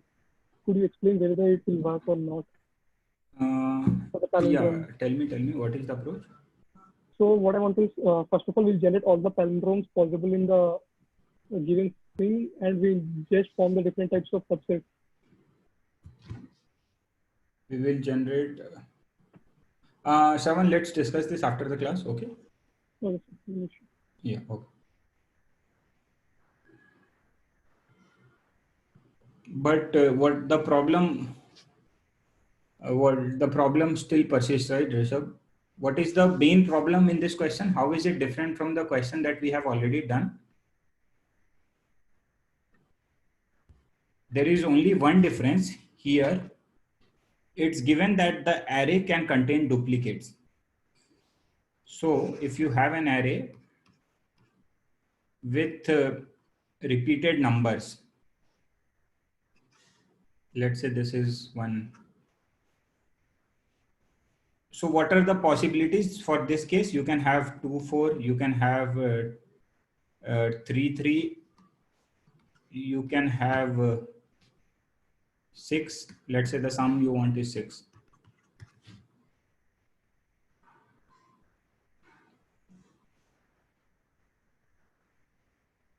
Now let's say the sum that you want is 8. So if you are going by the previous approach, what Rishabh is saying, won't you generate 2, 2, 4 once? And if you include it, then you will generate a 2, 2, 4.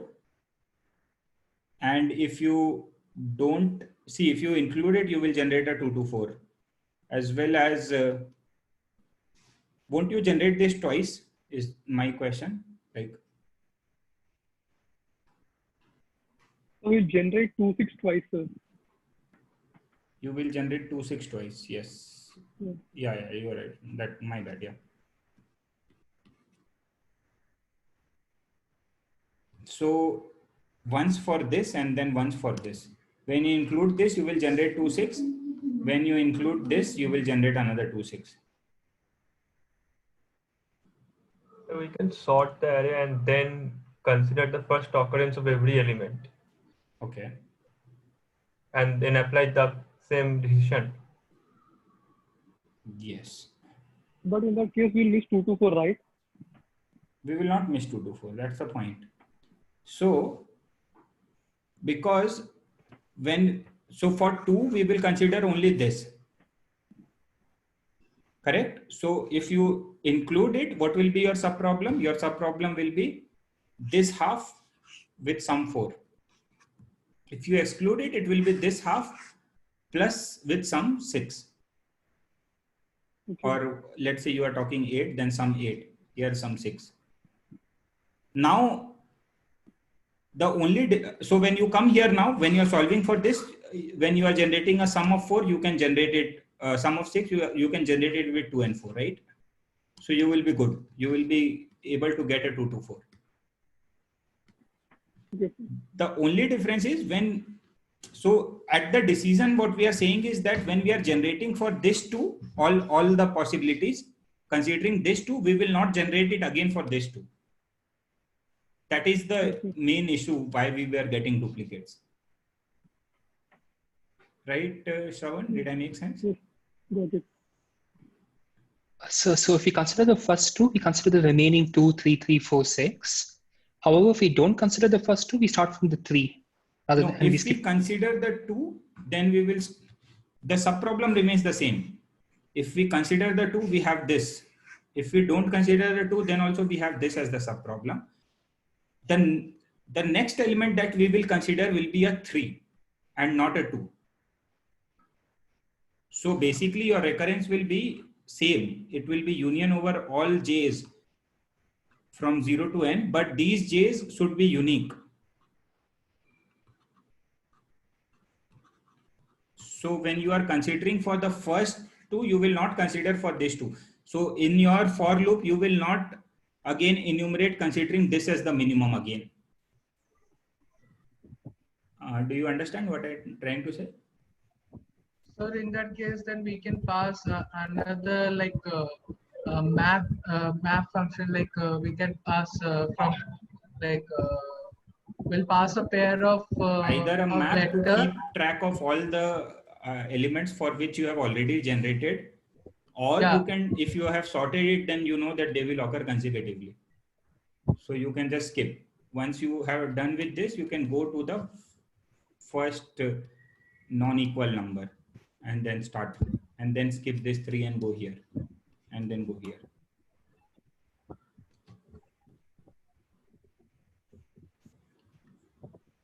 So I will explain in the interest of everyone what we are doing here. First of all, do you understand the problem with the previous approach? Is there anyone who does not understand the problem with the previous approach?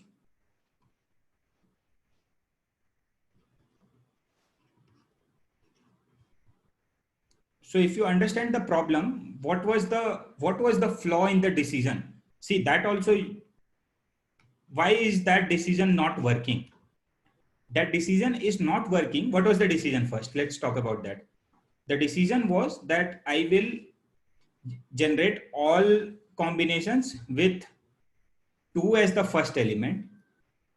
If I choose to include it, and if I choose to exclude it, I will generate all possible combinations without 2 as the first element.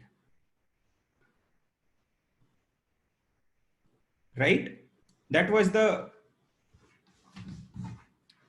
so are you guys talking about this decision, or are you guys talking about the n wala decision? Like it can be done with both the decisions. When you say Savio, are you talking about the inclusion exclusion decision, or are you talking about this? Inclusion, I guess. Inclusion exclusion. Yes, then when you are with inclusion exclusion, this is a trickier question. So you are saying, if so, what is your decision? What is the your if you will generate for including this two and excluding this two? Yeah, what will be your sub problem in both the cases? Basically, how much of the minimum element I'll include in my subarray. Yes, that will be the decision. So you will have multiple branches. You 0 times, 1 times, 2 times. Yeah. If you want to go ahead with this decision, if you want to go ahead with the n wala decision, then it's simpler. Then the skipping idea will come into the picture. I'll give you guys 2 more minutes. Just think about it. With both the decisions, you can tweak the decisions to arrive at a solution. So just think about it. This is not very tough. Just 2 minutes I will give you.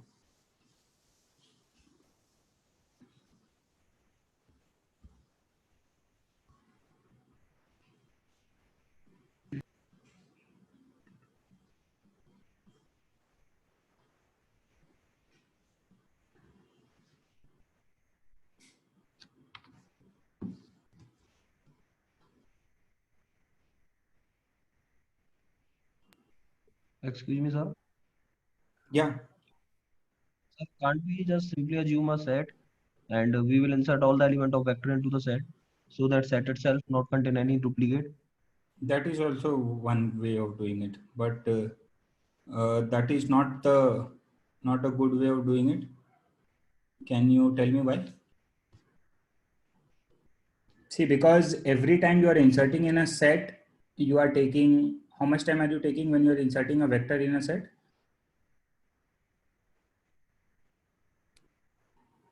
will be O of n, right? It will be of N, number n, of elements right? missing. Where n is the size of the vector. So every time you are inserting, you will have order of n, and then when you are copying back from the set to the vector, you will have another time. Correct? It is correct. I'm just saying it will take more time. Okay. Okay. Sir, what is the actual problem here? I didn't get. Yeah, I will tell you the problem. The problem is the duplicates. So just think about this particular case. So just try the previous approach with this array 2, 2, 4, 6, 8, where the sum is 8. You want to get a sum of 8 and this is the array. Just do a dry run in your head. The previous, if you go by the previous approach, this will enumerate 2 and 6 twice. One for this index and one for this index. This is the third index.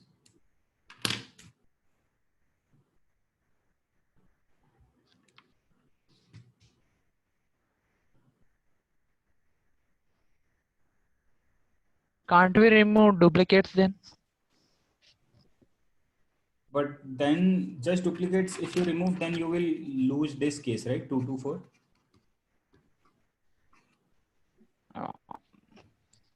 It can occur only once, right? 2 to 4. Yeah, 2 to 4 is only once.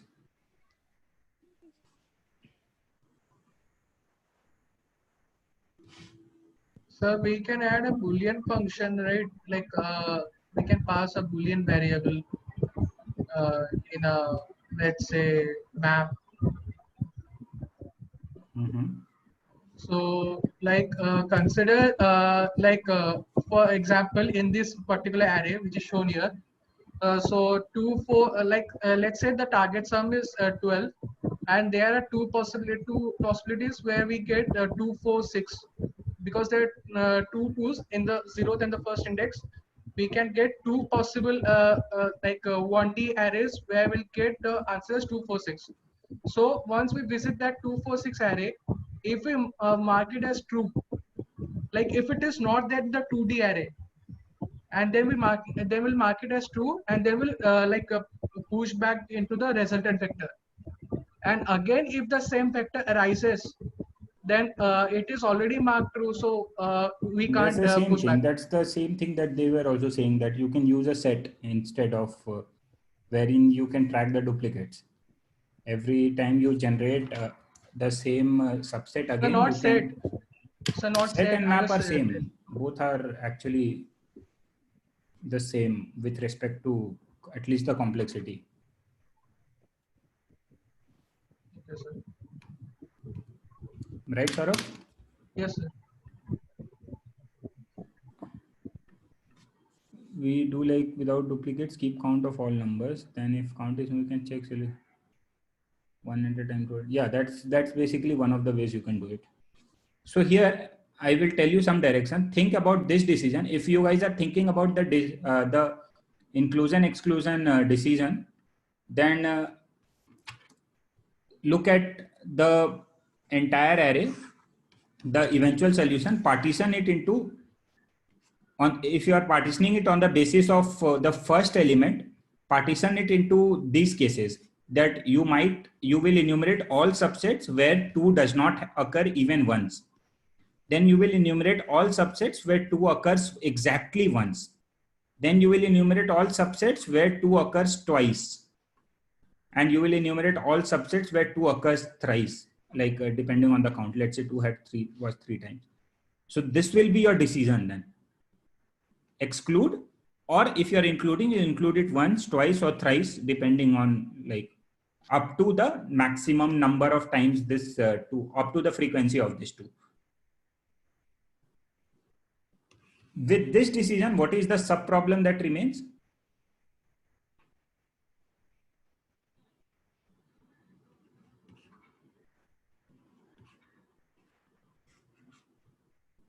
If so, the sub problem that remains is For this, you will be left with this half of the array with some sum or target. For this, you will be left with again this half of the array with required sum as target minus 2.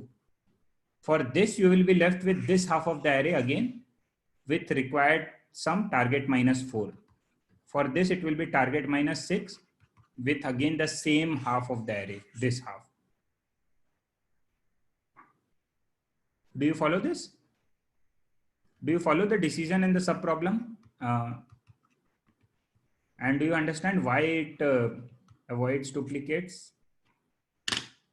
Please repeat it. Which part? So I'm just saying that I have just tweaked the actual inclusion exclusion to take into account multiple times if it is occurring. So my decision now is that I will take it one time, take it twice, 2 times, take it 3 times, take it 4 times, depending on how many times 2 is occurring.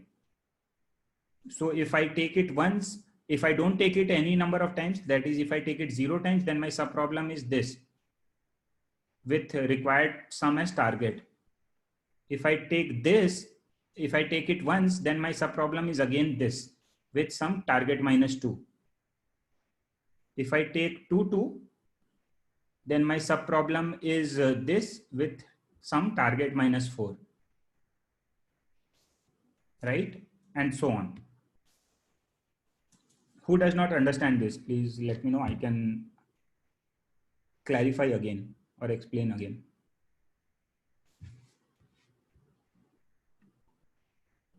So appreciate the fact that duplicates, because of the duplicates, that solution is not working. Just think about the flaw in the decision. Again, you don't have to go level 2 or level 3. Just think about the flaw in the decision. What was the flaw in the decision? The flaw in the decision was you were only talking about 2 cases, that you either choose to include it or exclude it. So when you exclude it, and your subproblem used to be this, when you excluded it or included it.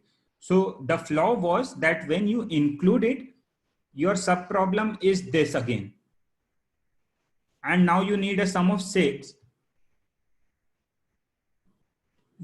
And when you had excluded it, your subproblem was this with a sum of 8. So when you are generating a sum of 8 with this half, it's possible that with you would generate a similar subset as you would generate when you include 2 and generate 6 for this half. So when you generate a sum of 8 for this half, you will get some subset S, which will be the same as the subset that you generate when you generate 6 for this half. Why is that? That is because the next element is also the same as this element.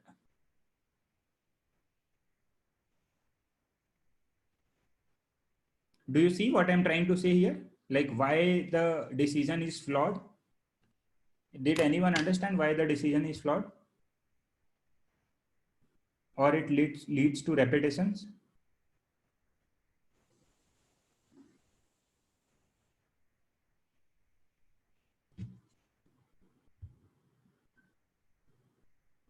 Yes, and then do you understand this new decision that I tweaked? I just tweaked it to take into account the duplicate. So I said I will generate it 0 times, 1 time, 2 time, 3 time, include it, and so on. Which part, Rishabh, you want me to explain? So my decision is basically I can choose to include this to 0 times, 1 time, 2 time, 3 time. So if I include it 0 times, basically what am I left with? I will have to generate the sum 8 from this half, because I don't want to any number of times, any more times. If I want to include it once, then my subproblem will be this array from 3 and the sum as required sum is target minus 2. Why is my subproblem not this and this? Because I have fixed 2 that I want it exactly once. So I cannot have this as my subproblem because this will again generate another 2. Right?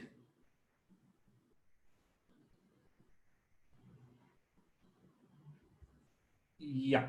So then let's talk about the other aspects of the same problem. So our sub problems are, then here also our sub problems are fortunately or unfortunately suffix arrays, and an integer which is the sum. So it's a 2D sub problem.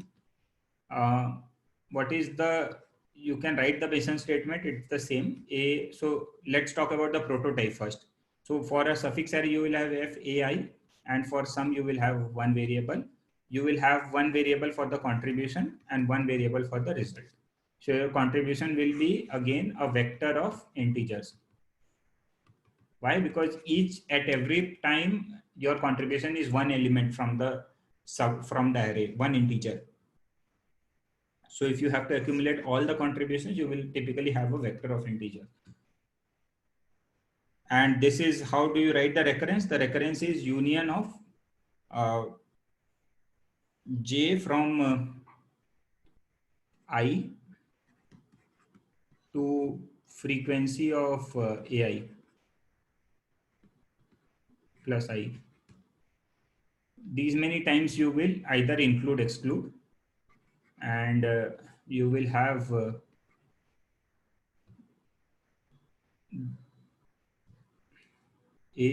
and you will have some k index, where k is basically I plus frequency of ai minus 1, right?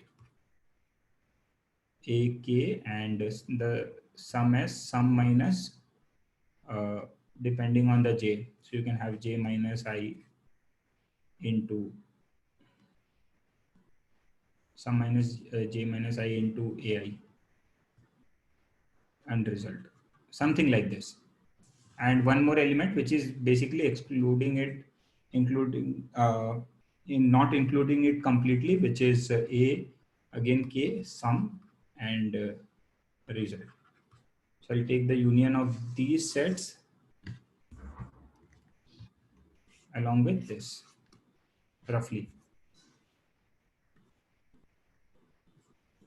So let's see the code. Things will become, what are the base cases here? The same cases. Sum will become 0, or the array will become n. The same base cases basically. Let's quickly see the code. Things might become more clear to you after you see the code.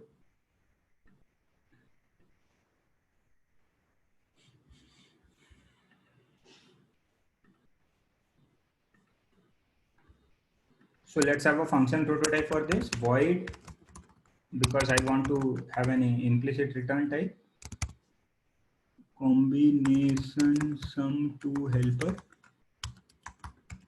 I will have a vector of candidate. I will have first the suffix array, which is a vector of candidates and start. And I will then have a target. I will have a current sum for passing down the contribution, current set.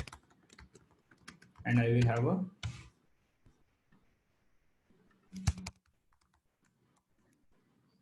vector of vectors as the result.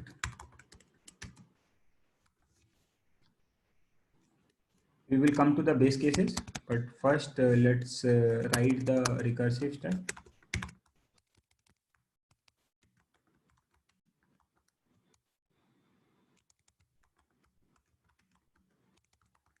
What is the recursive step?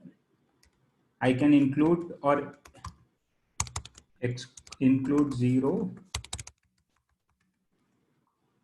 times to like frequency of f times, let's say, and we'll find out. First things first, let's first get the index of first different element from here. I will use that, that's why. So how do you get this? You can do a while loop or a for loop. Do a while loop. Start from the start, and you can simply go on till is 2 also.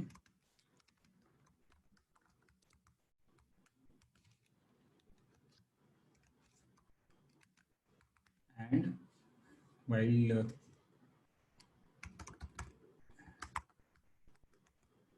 candidates I is equal to candidates I.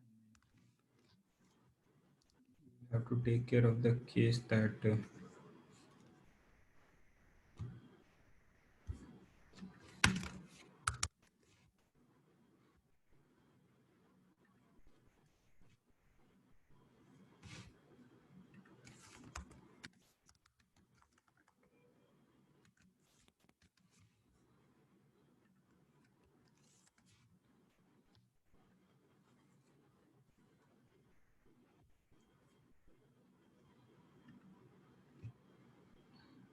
so now I will have the, now I contains the index.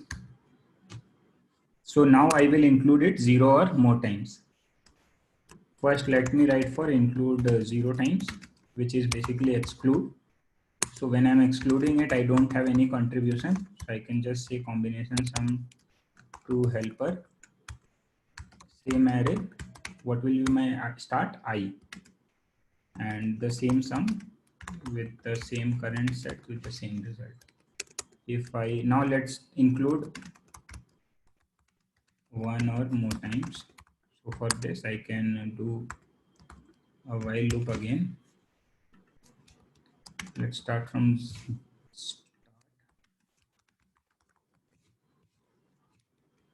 while j is less than I, you will go basically. So when j is start, you are including it 1 time. So you will push the contribution, which is candidates I, candidates j. It does not matter.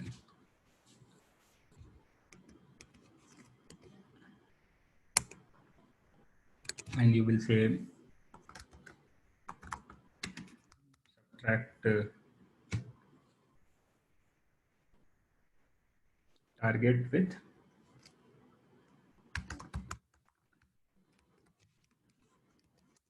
j and call combination sum to helper with candidates. What is the start index now? It will be I, and your target will be this target, whatever you have gotten after subtracting with your current set and your result.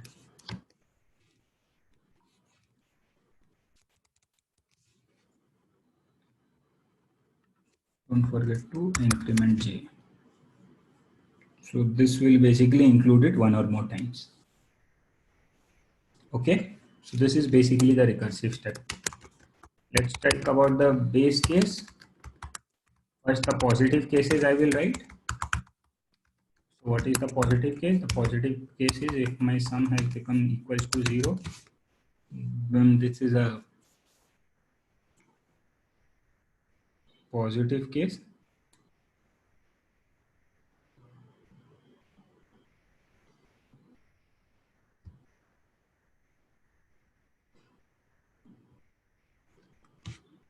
So in this positive case, what will I do? I can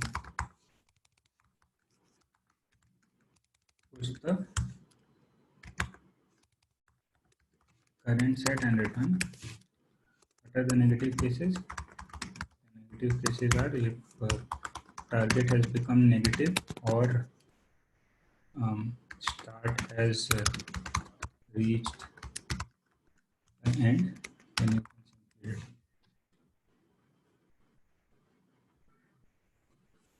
A similar question only, just I have included it 1 or more times. So I will have a current set. I will have a result. I will call sum to helper. Candidates. Start is 0. Target is target. Current set is current set. Result is result. I can now return result. Let's see.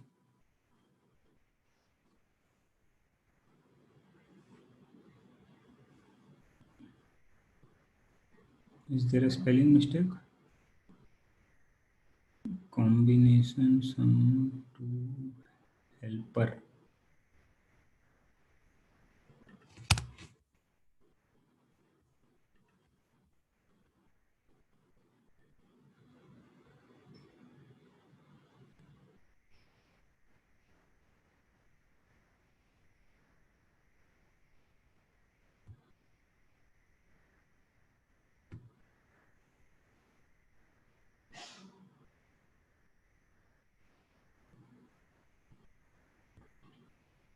Can you tell me the mistake now again? So I think you didn't sort. I didn't sort. Thank you.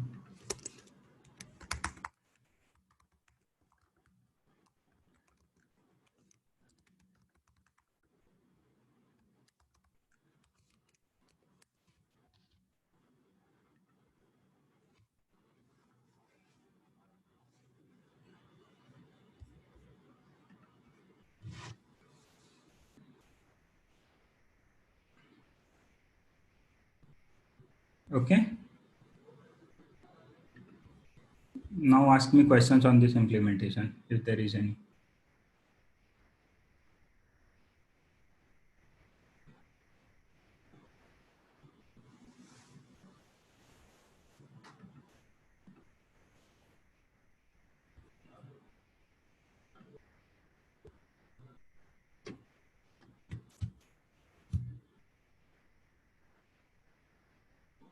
All good? Shall we move ahead?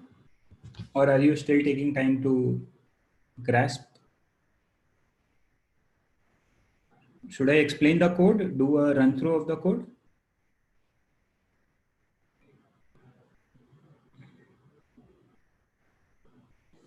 Okay.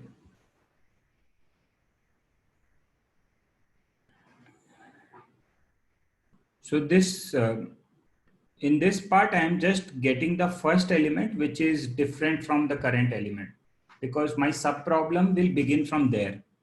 So I have just taken that. So I have started from start and I keep on iterating till I get, till I keep on getting the same number again and again. So once I come here, so I know my sub problem will begin from I now. So then I'm just taking all the cases. If I include it 0 times, then what am I doing? This is what I will be left with. My sub problem will start from I always. Now the next is I can include it 1 or more times. How many times? I minus j times, right? Because j is pointing to the, j is greater than I and j points to the first different element. So I am just running a loop. Sorry, vice versa. I points to the first different element. And so I'm running a loop from start again. And I'm going on till I keep encountering same element. And as long as I'm encountering the same element, what is the contribution? So when I'm considering 2 elements, what is the contribution? I will have to push back this twice, but I have already pushed back once when I was including it 1 time. That's why at the beginning of the loop, I just push it once. Incrementally, I'm just adding the contribution. But if you want, you can remove pop back here and then push back here twice, or I minus j times. And your target is, then I'm reducing the target accordingly. First time it is only AI, next time it is 2 into AI, next time it is 3 into AI, as this loop progresses. So this loop is basically 1 or more times you are including it. So what if you include it once? This is what happens. What if you include it twice? If you will have to add this contribution twice, right? First time you added this, when you were including it once, you added the contribution, you decremented the target, you called the sub problem, you're good. Next time when j increases, what are you trying to do? You are including it 2 times. So 1 time your current set already had it. So I just pushed it once. And your target also was already reduced by 1. So I just reduced it by another 1. And then I called it on this sub problem again. Which part do you want me to explain of the code again?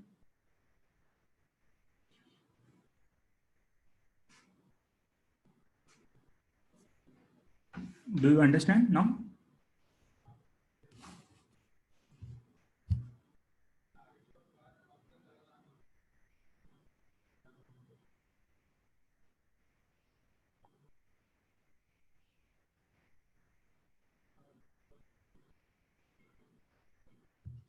Okay.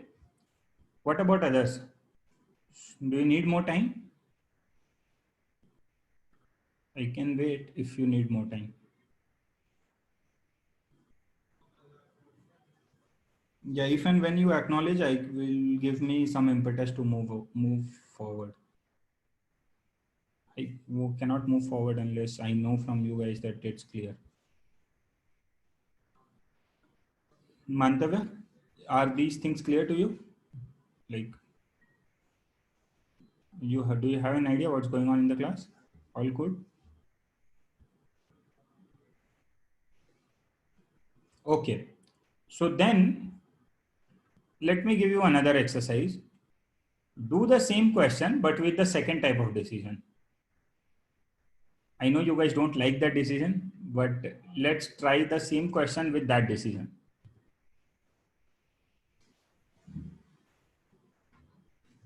Any ideas? What was the decision? The decision was that I look at the eventual subset and n buckets wala. So I look at the eventual subset and I say that it can be basically categorized into these sets. The first set consists of all subsets that begin with 2. The second set consists of all subsets which begin with the next element. The third subset consists of all elements which begin with the next element, and so on. So with this decision also, if you just take them as it is, it will lead to duplicates.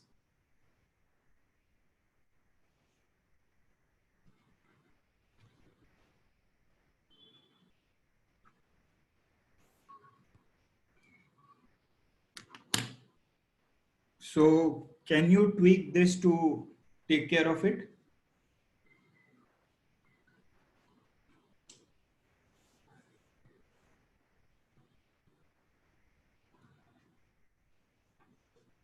Anyone? Do you understand the problem with this decision now? Like why does this decision lead to repetitions?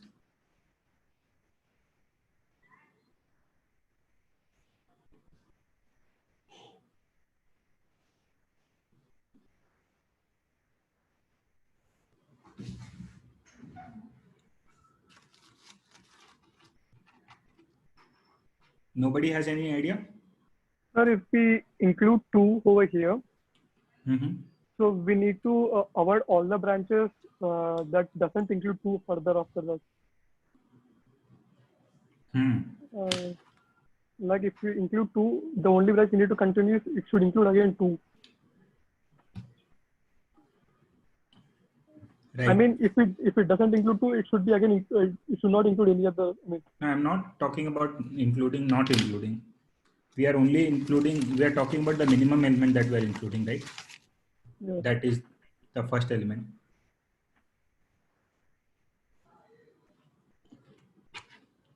So what is the flaw with the original decision? The flaw with the original decision is that what will you do for this? You will basically enumerate all subsets that begin with 2. Then you will again enumerate all subsets that begin with 2. Then you will again enumerate all subsets that begin with 4. You will again enumerate all subsets that begin with 4. And then you will enumerate all subsets that begin with 6. Right? This is the decision that you were making. So won't this and this give you identical results?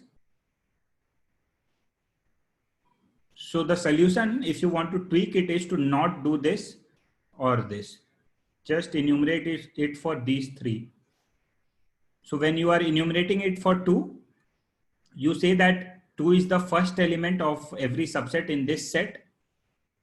And then your subproblem becomes this half of the array with some t minus 2.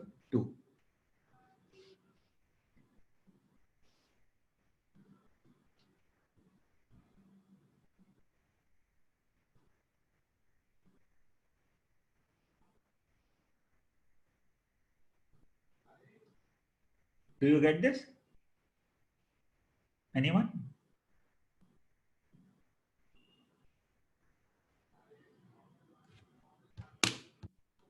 Is it becoming difficult for you guys? Should we take a break? Should we end the class? Like, what is the problem? Should I explain more clearly?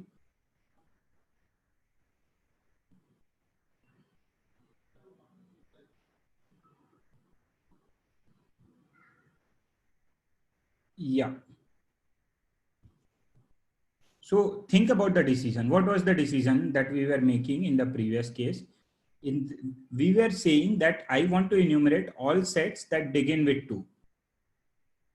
Then I said again that I want to, and what will be my sub problem if when I am enumerating a set that begins with 2 will be this array and sum as t minus 2. That was the first case. The second case was I said that I will again enumerate all subsets that begin with this element. And what will be my sub problem then? My sub problem will be this, and my sum will be t minus 2. And then I said I will enumerate all subsets that begin with this. And my subset, my sub problem will become this array and the sum t minus 4. Right? This is how I said what I said. This was our decision. Now the problem with this decision is that you are enumerating this for the same 2. You are enumerating the same set of subsets twice. If you see the branches, when you were considering this 2 as the first element, you had enumerated all the possible subsets that begin with 2. Then when you were enumerating, when you were at this index, you again enumerated all subsets that begin with 2. And that's basically where the repetitions come.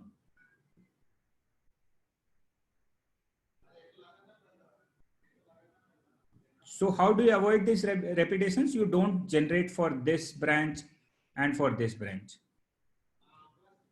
So how do you not generate it for this branch?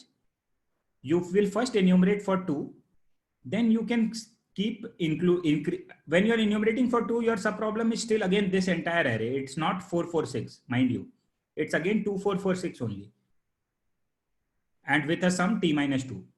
Then the next index you should find out is basically that index should contain a number different than this number.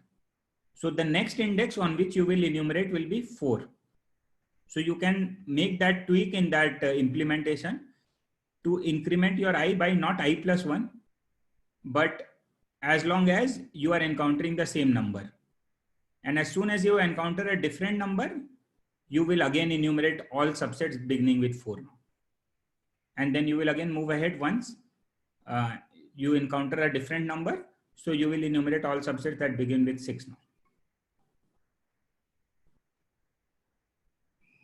Here, when you were here, you only enumerated subsets beginning with 4 once, and then you skip one place to this index.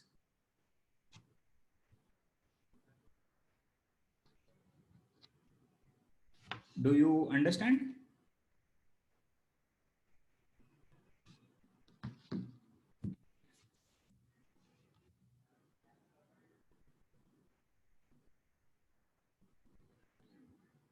Yeah, so that's basically the problem with this. So let's quickly write code for this.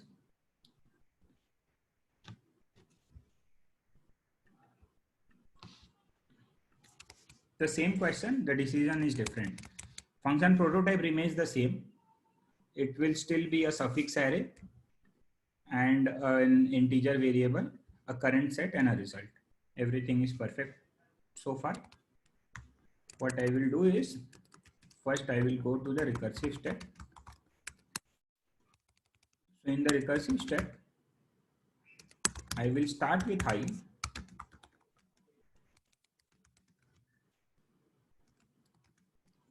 I will go up to candidates.size. Basically, I am considering all numbers for which I have to enumerate or which will be the minimum. So here I am saying that candidates I is the first element. I am enumerating all subsets of that type.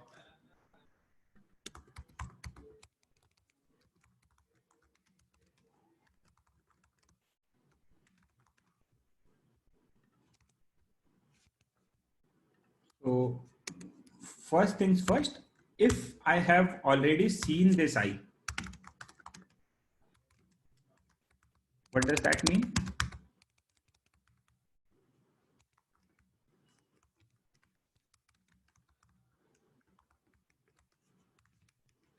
I can skip it. This is the avoid duplicates part. If I have already processed that I, then I don't need to process it again. First of all, this is a sorted array.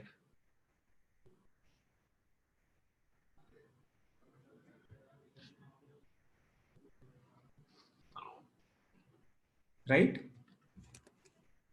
And now, if this does not, if we are here, that means we have a unique number. So how do I will enumerate all combinations beginning with this. So first I will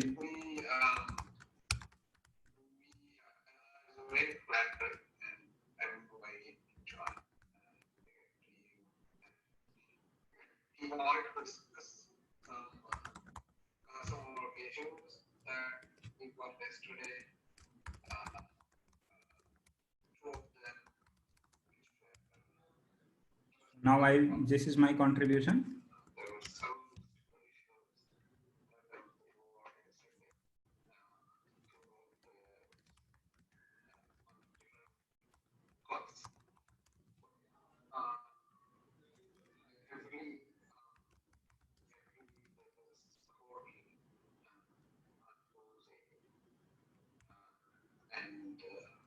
So if I include it, I will be left with I plus 1. Doesn't seem to be quite audible. Is it only me that I'm facing the problem of others? How about others? It's a system based system audio co-audio.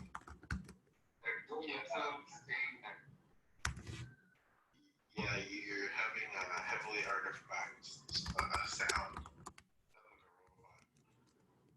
We're not able to understand. And then you will the words. It's like undo the contribution for the next iteration.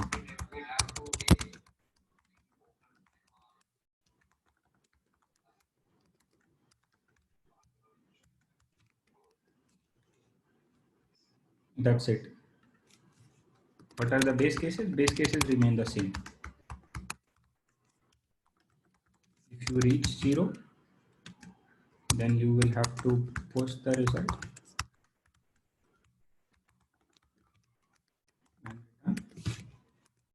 If this is negative or if you have reached the end, then simply return.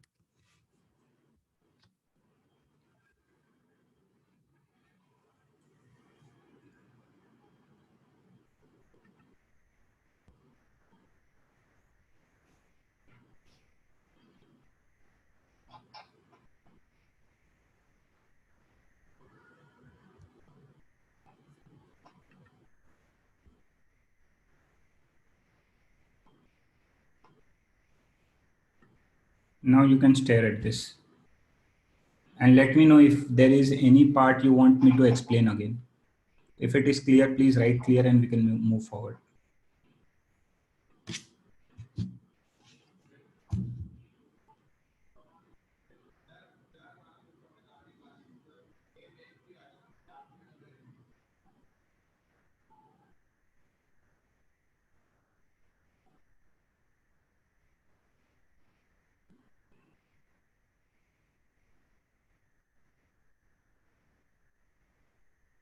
Do you want me to go through the code?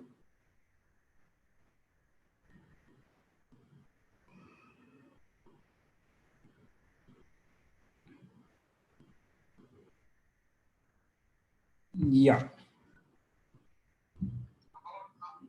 So we are taking all the elements one by one, and we are enumerating all combinations with this particular number as the minimum. So this condition is basically telling you that if I have already enumerated it before, then I can continue. What does that, how do I ensure that I have already enumerated for this? If I have encountered the same number before, and because it is sorted, I can check just the left index. I think everybody's on the same page now with the project plan, right? It's major projects. Then I am just passing down my contribution, calling and undoing the contribution for the next iteration. Because for the next iteration, I don't want candidates I in the current set. I want only candidates I plus 1 in the current set. That's why I'm removing it. Right, Sakshi? Do you understand this? I only had one interest, and that is this, Mahesh, you know about it, this issues in support meeting reviewed yesterday where the entire cluster was lost. Usually takes us really seriously. So that's one sort of. So let me know once it is clear. If you want me to explain any other part, I can do that.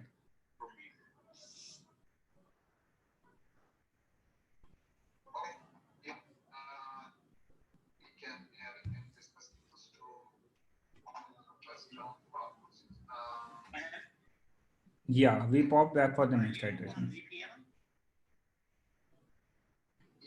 Tanya, are you following? Should I take some names? Mukhar, are you following? Nirav, are you following? Long time no talk. Radhika, are you following? Sharad, I guess is already following. Hemant, how are you? Long time no talk. Vidyut, Ayanva, you guys haven't spoken for a while now. But I mean, just saying. I don't know if you have like a phone or a tablet, but without VPN, Zoom works better. Cool. If this is clear,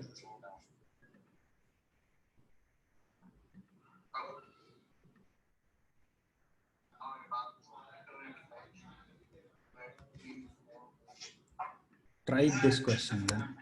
Just have to try. I got off weekend. Is better now? You probably want to rejoin. I don't know what it does. But you don't have to. Just let me know once it starts becoming too much for the day, and we can end and we can continue from tomorrow. I guess we have good amount of time.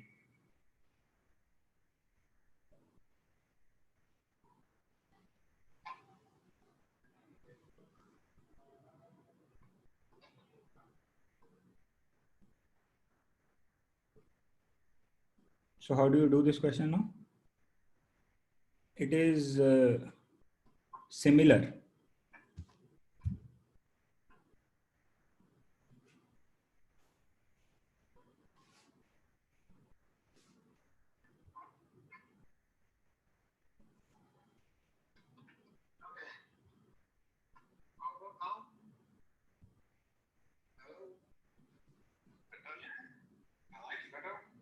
Yes, seems to be. I go to the same room as the doctor.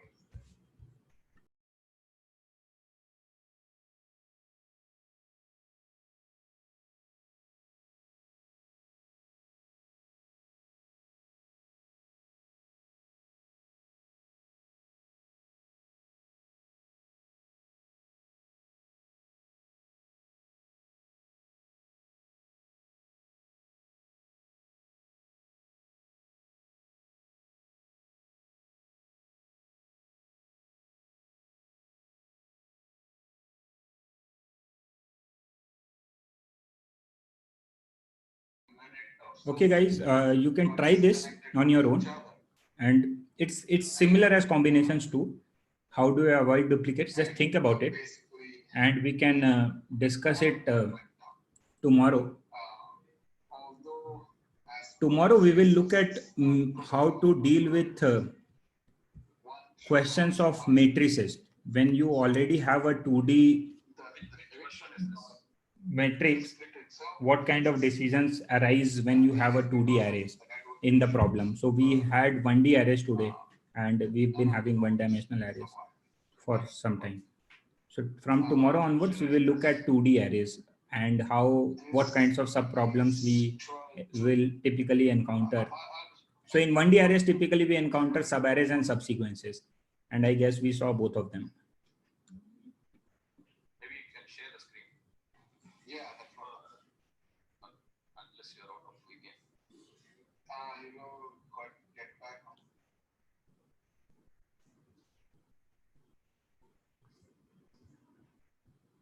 Sort, make true for duplicates in visited and permute. Yes, it is make true for duplicates. How will you do that? Like, how do you find duplicates is the only problem. That's it. Because yeah, it will be similar to what we did today, like now in the combination question. Yeah, it will be a little more, there will be one more condition apart from just checking that it is equal to, if I is equal to I minus 1, there will be one more condition. That condition will be that I minus 1 was visited, was not visited.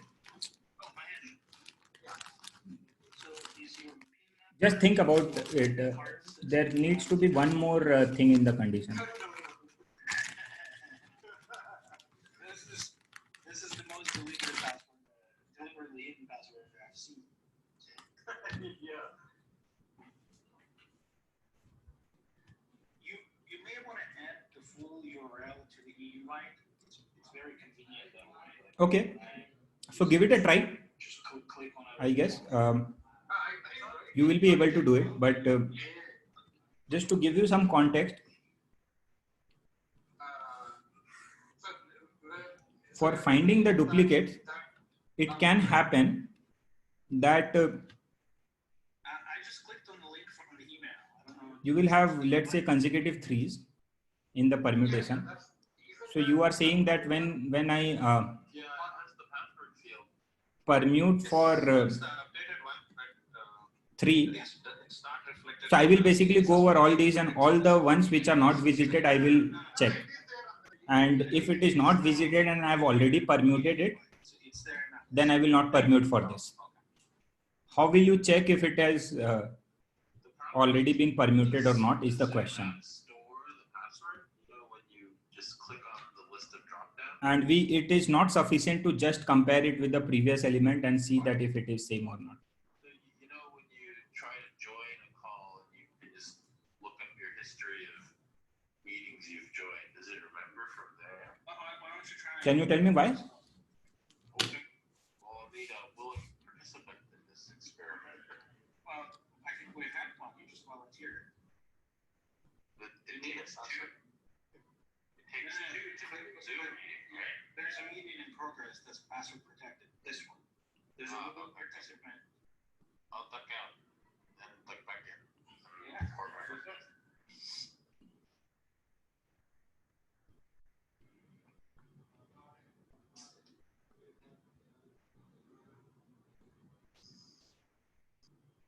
So you could go ahead with 2. See, the only problem with this is that when you would have processed 3, you would get a true for 3. You would mark it as visited, correct? Now let's say when you are now in the next recursive step, you will again go over all the elements, correct? And only for those which are marked as false, you will consider them. Let's say this was true. These are all Fs.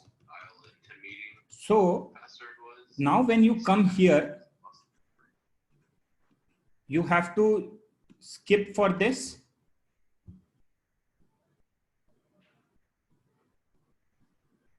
right? You have a very strong muscle, my friend. Well, now I don't anymore. From here, can you think about like the case that the problem here is that we are not marking all of them as visited. All the threes which are all the threes, we are not marking them as visited. We are only marking that particular three as visited for which we are permuting. So will that have any effect? So, really, what do you mean by lockdown? Are you talking in terms of working from home or? Yeah, the mandatory stay at home. Think about it. I will give this as a homework. Just think about it.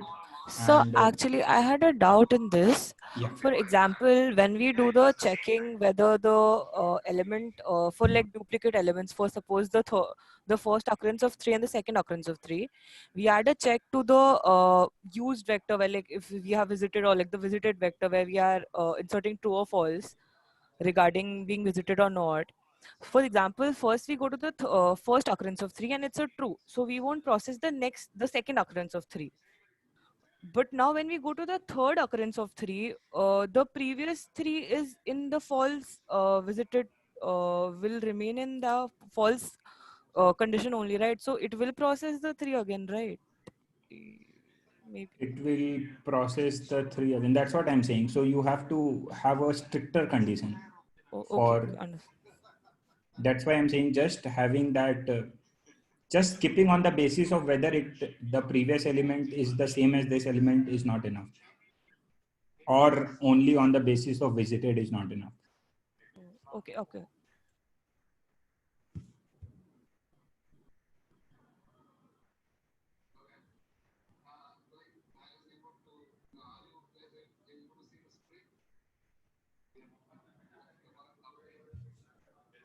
Yeah, Dominic.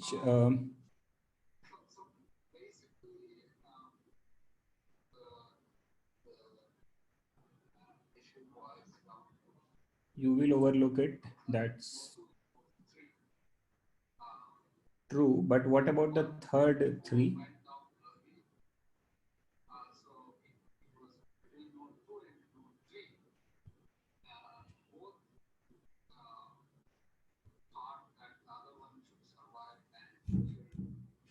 Give it a thought. Give it a thought. I will give you more time on this. Just try coding it also with that.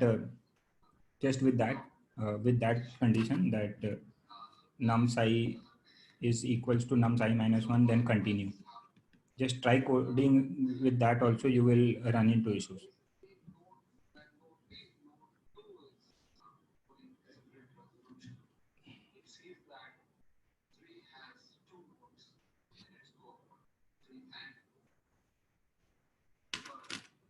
Think about it. All right. We will discuss this tomorrow morning. Tomorrow evening. And then tomorrow we will look at 2D problems. I guess it's 10:30. I actually have a meeting. In fact, my meeting already started half an hour ago, but I just like switched on the Zoom in my mobile phone. But there is something for which I will need to talk also in the meeting. So, yeah, Rishabh, do you have anything? Sir एक approach थी इसको solve करने की permutation को कि मे भी अगर element आता है जैसे खाली है मेरे पास वेक्टर है तो उसमें एलिमेंट को डाल दिया नॉर्मल परम्यूटेशन को सॉल्व करने के लिए और फिर अगर मतलब और एलिमेंट्स आए तो फिर उसके आगे और उसके पीछे लगा दिया और अगर मेरे वेक्टर में 2 एलिमेंट है फिर थर्ड एलिमेंट के लिए 3 पोजीशन हो जाएगी तो परम्यूटेशन 2 में मैंने ये सोचा कि अगर सॉर्ट कर दूं पहले एरे को और सॉर्ट करने के बाद अगर सेम एलिमेंट एनकाउंटर हो रहा है तो उसको बस एक ही बार इंसर्ट करूं ट्राई करके देखो आप, मतलब try coding this. Okay sir. ठीक है, let me know if it works or not. I will also try to think. Okay, sir. Yeah, Akash, I can code for yesterday's homework. I actually did code today only. What was yesterday's homework, Akash? It was combination sum 2, right? Yes, sir. With the n as the decision. Yeah, sir. So I just coded it, right? Yes, sir. See, this code, this code itself, except this line. Just remove this line. Everything else is the same code.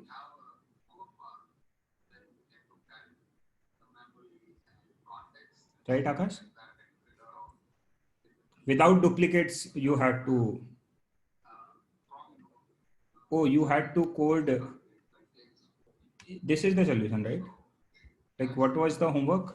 Can you just help me recollect? So basically, we have to write a function implicitly by using the second method, like if 2 is minimum, 3 is minimum, and so on. For if you want to take any number of times or just exactly once.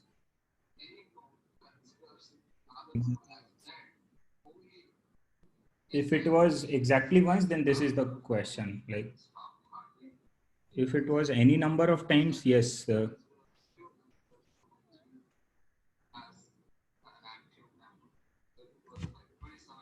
If you're talking about this question,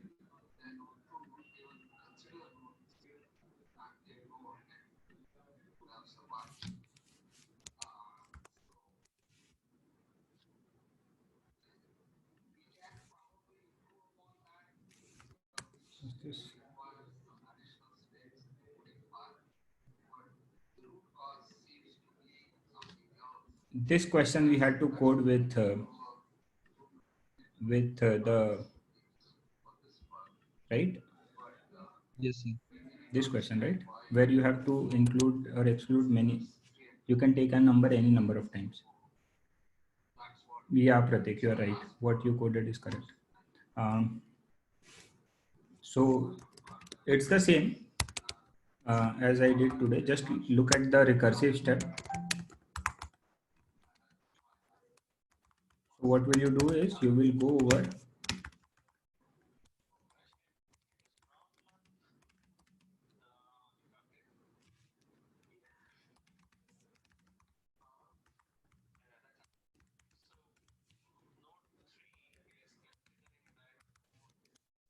this is the, you will either take this as the minimum. If you take this as the minimum, what is the contribution?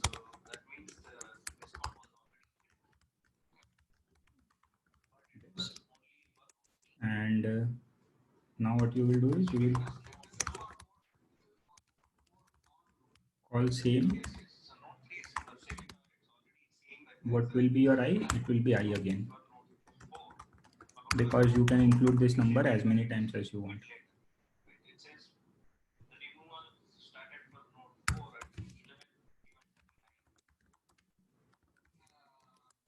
Then you will undo it.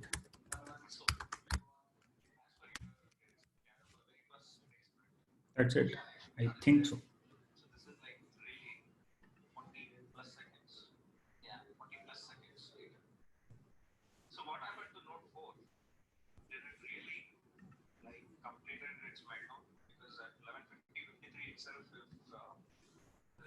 Okay, Akash, did you understand this?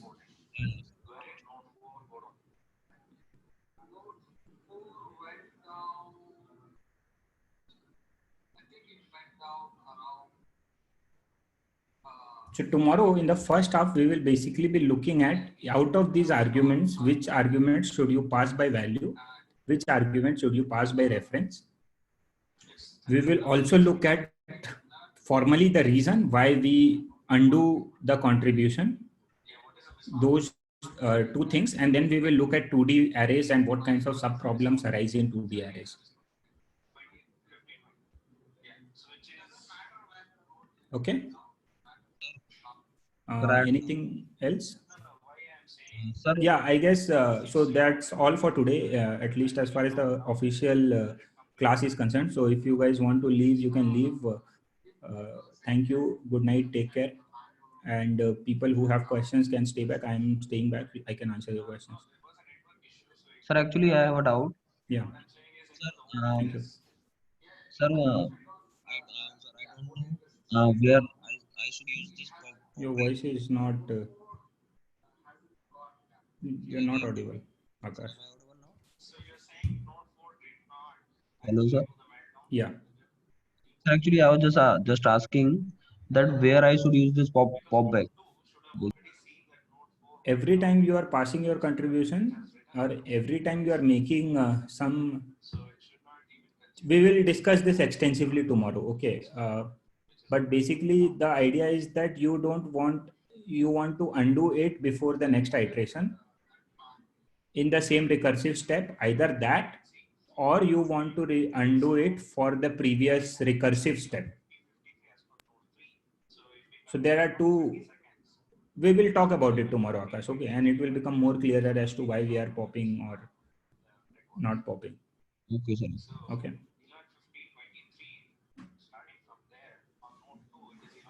Any more questions?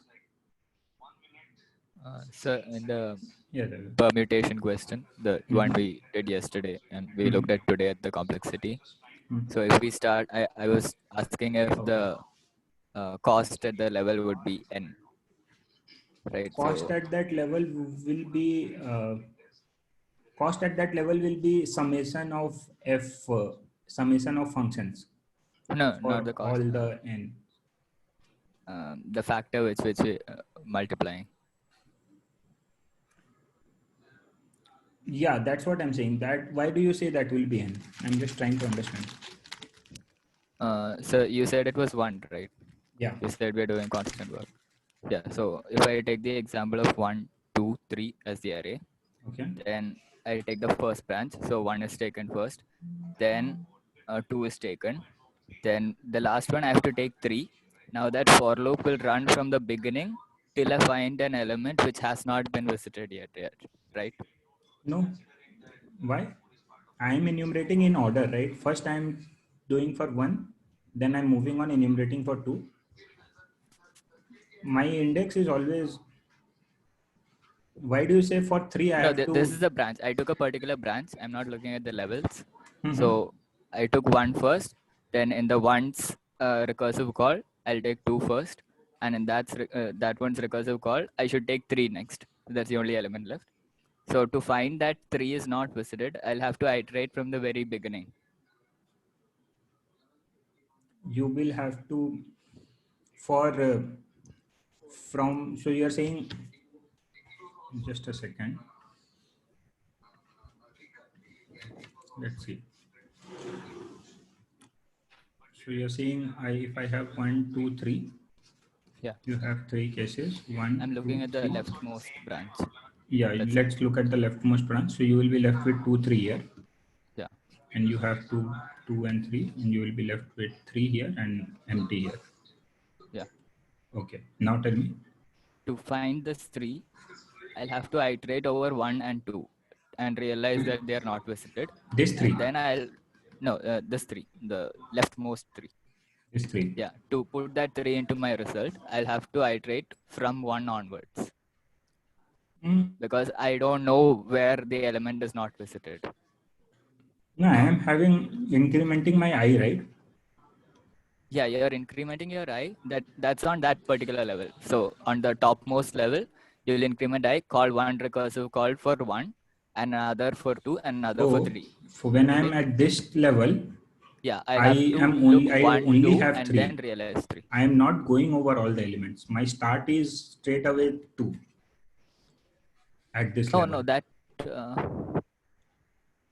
But at this level, the start is not 0, right?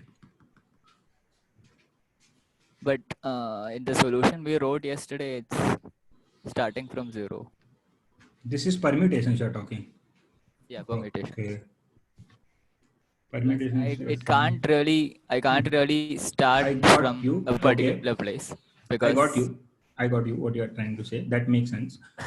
One thing what we have done here is see here the branching factor is not constant. Okay. Here the branching it's branching by 3. Here it's branching by 2. Here it's branching by 1. But what we did was we just took n to the power n as the overall upper bound.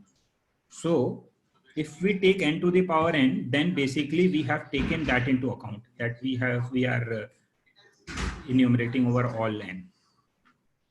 Okay. Right? I mean, Yeah, does so it make sense? The higher bound, yeah, I get it. Yeah. But yeah, you are right. What you are saying is right.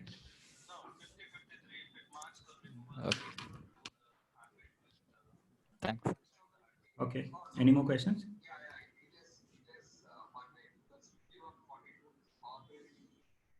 Anyone has any questions? All right. All right, guys. Then good night. Take care. Stay indoors. Stay safe. I will see you guys tomorrow. Bye.